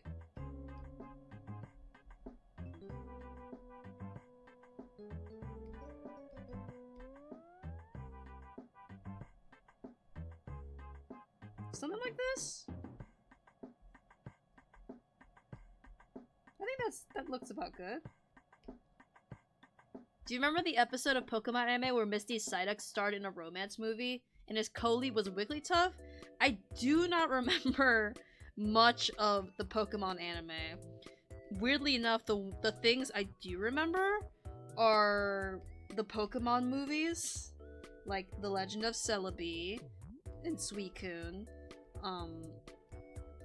Pokemon 2000s with Lugia, of course. I actually watched the one with Entei relatively recently in my life. It was less I was a kid and I was more so a teenager, so that stuck with me more. Yeah. Honestly, the movies made more of an impact on me memory-wise than the TV show, because I remember the fucking Pokemon Latios and Latios movie, and do you remember that scene near the end where they're like, hey, this is the last movie we're gonna have with Ash and like Brock and Misty all together, so let's have this sad ass closing epilogue scenes where we just follow them having this real Pokemon journey across wherever they are, and like they're like in a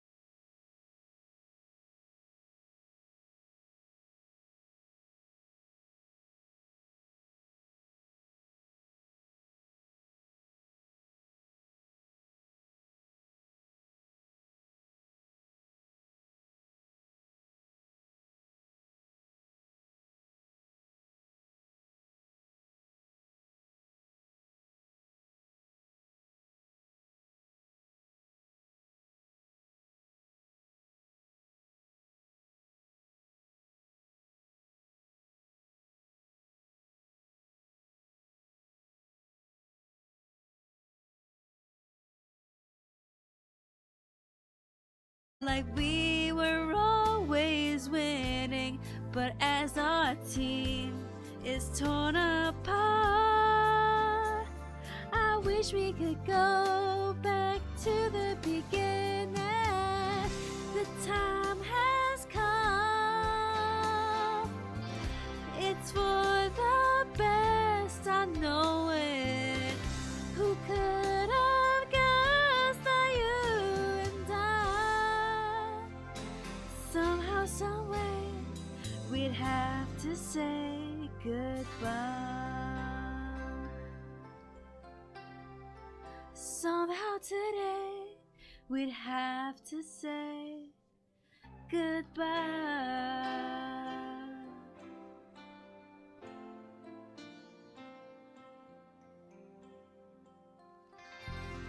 Sorry, that song makes me genuinely emotional. I don't know why. It's from a silly little cartoon where they say goodbye to Pikachu, but they don't really. But for some reason I hear that song and I have to bust it out. It's one of those songs that they went so hard on and for no reason, and they got like a fucking gospel singer or something. Anyway, thank you for letting me indulge in The Time Has Come. It's one of my favorites.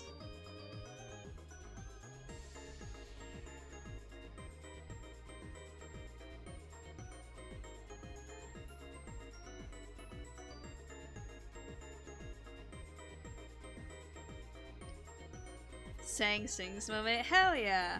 I don't even know how good it sounds. Like, it might sound like ass for all I know, but hopefully y'all enjoyed it.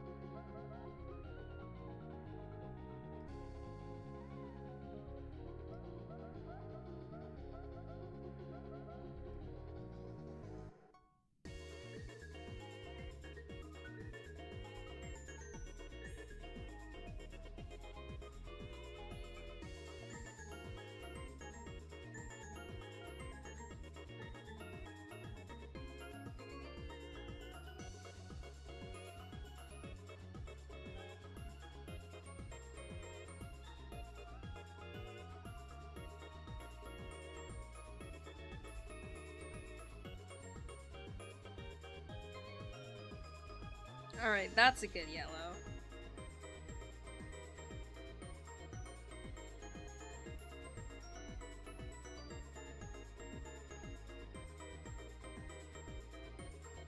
The reason why I'm making back versions for all of these is because I want them to eventually be turned into keychains. So that's why it's important to have different back versions.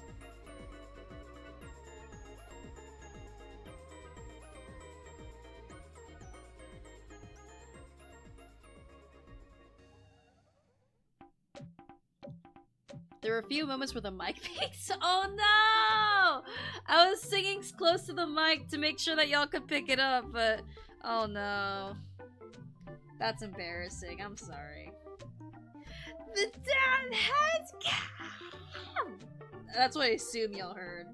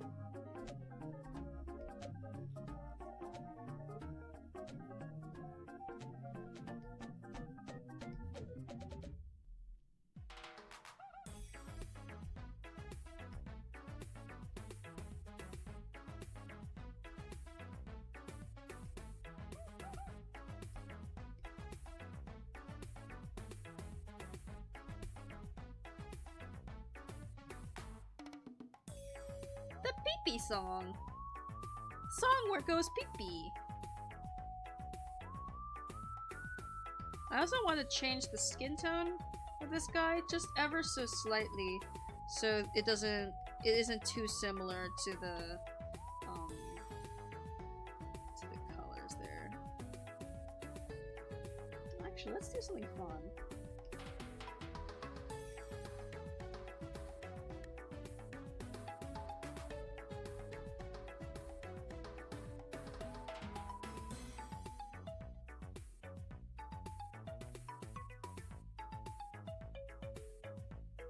Actually, I totally forgot to draw this, but I want to give him swim goggles.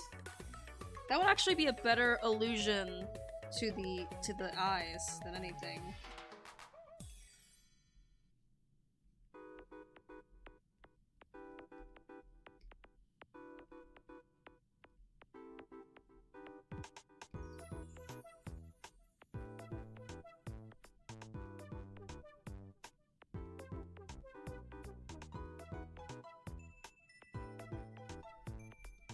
Vitiligo human side eye.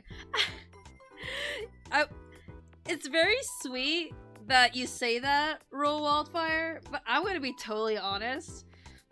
It was meant to be. I hate to do a hashtag Pokemon moment with you know, because oops, I did it again. They're meant to be tan lines. But you know what? I'm not gonna pull a Marlin and be like, obviously these are tan lines, but you know, I'm gonna let y'all do whatever y'all want with that.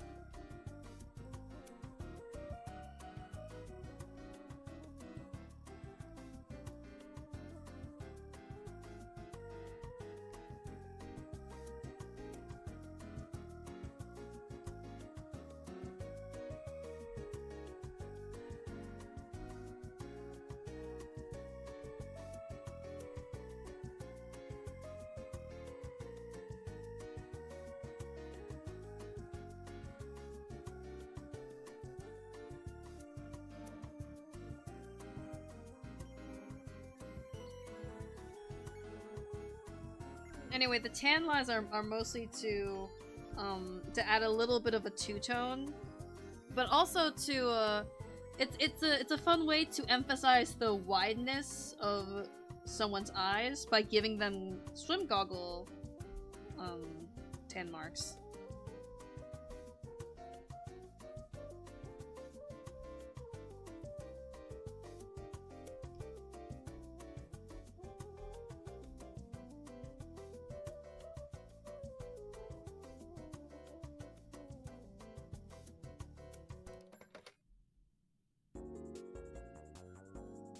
think I can adjust this later.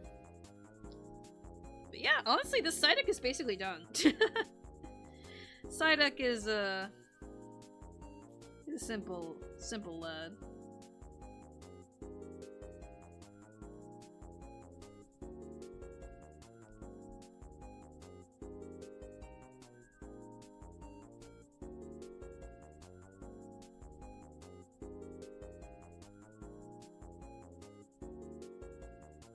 I could do that, or let's do like something like this. Yeah, that could work too.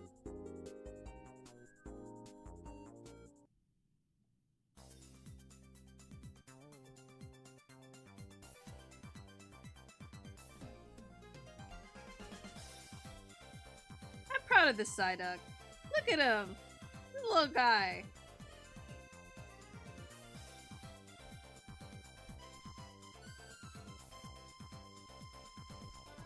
Oh, they're tan lines. I missed the explanation when I was caught up on stream. Yeah.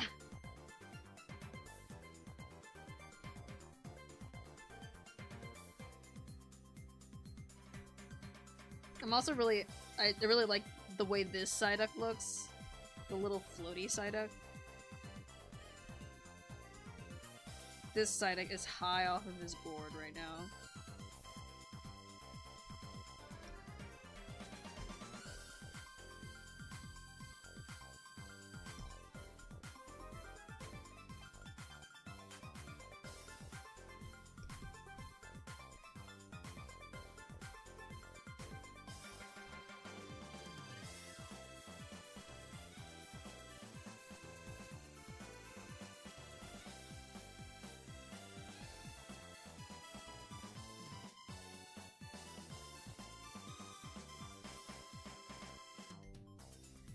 Alright, I can feel the exhaustion set in.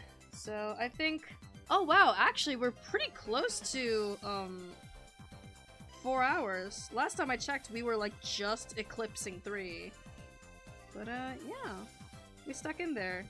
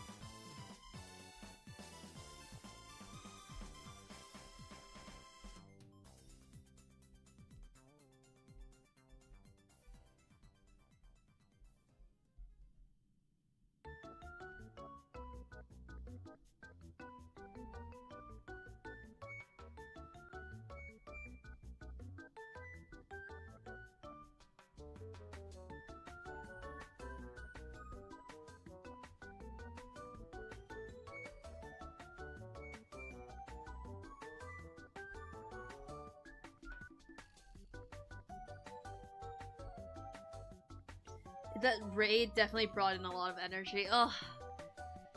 Oh, and that also kind of sapped a lot of energy from me because sometimes when I feel that there, oh, excuse me. Sometimes when I feel that there are a lot of people to perform to, I feel like I exert myself a bit more. I don't know if you guys noticed, but I purposefully was a lot chattier. Not only to keep up with all the people in chat, but also to, I guess, make up for something. But, yeah. It was fun. We had fun.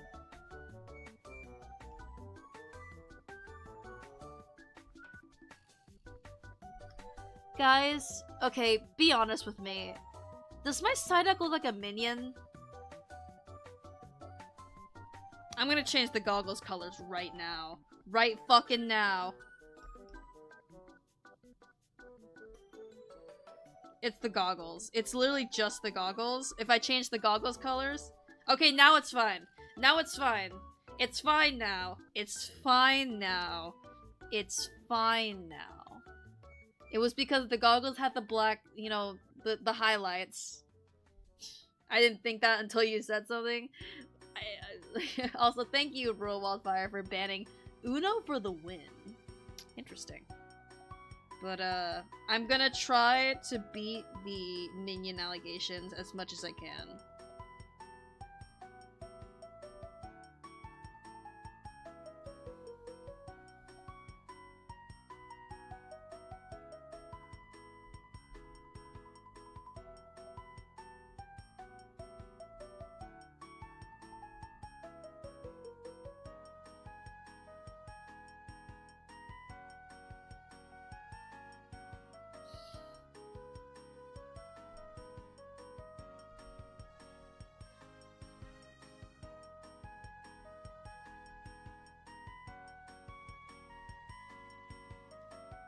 I got the sniper out on top of these buildings taking care of these bots. Hell yeah. Take the shot, Wildfire.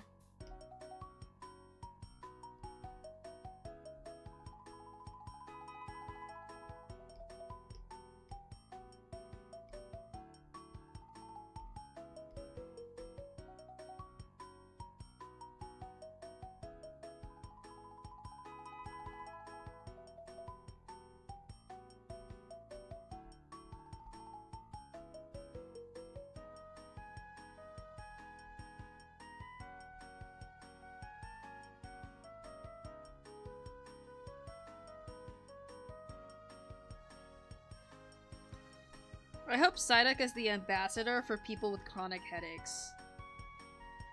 Because I don't get headaches too often, but I get them enough. And God bless.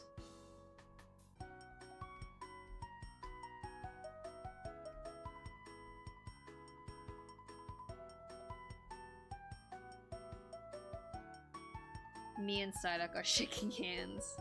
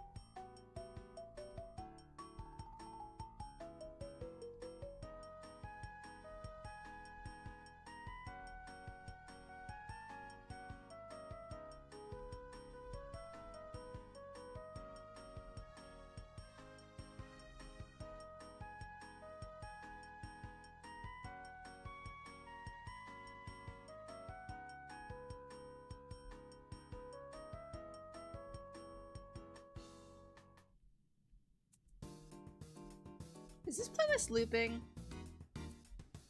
I do like me some Rhythm Heaven, but I think it might be looping. Alright, I think that's a sure enough sign as anything to end the stream. Why does this feel like a Sunday stream?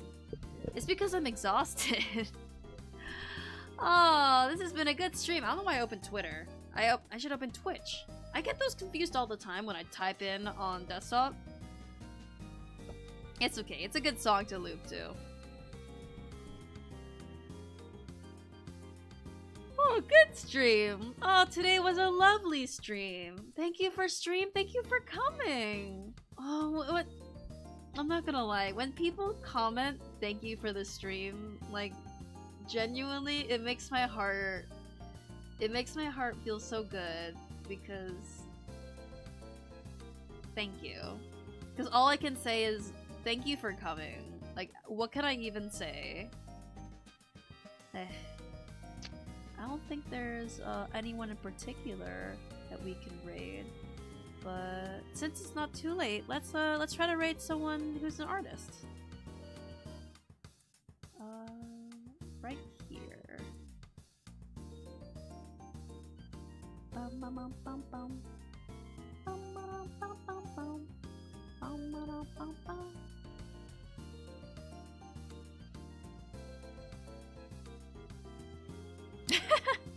Art time. I like this one. I like that a lot. Is this Vor? Anyway, let's ignore that. Hampeter. Ooh, this is pretty cool. I like that anatomy, I like that shading.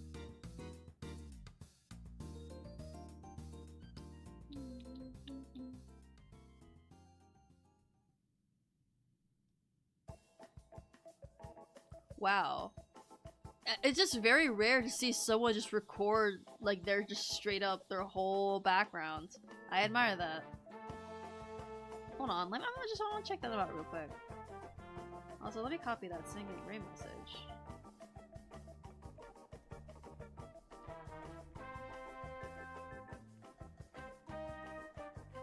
There we go. Look at that! That's interesting. They're from Chicago.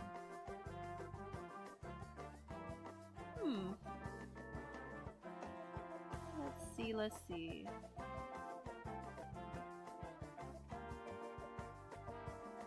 Oh, look, this one's doing an art fight thing. That's cool. Welcome to the unknown. Ooh. You know what? Let's rate this one. They seem to be doing some maybe character design stuff.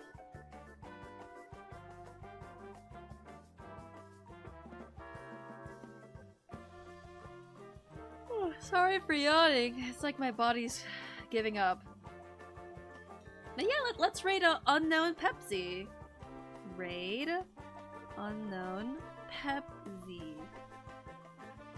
Alright.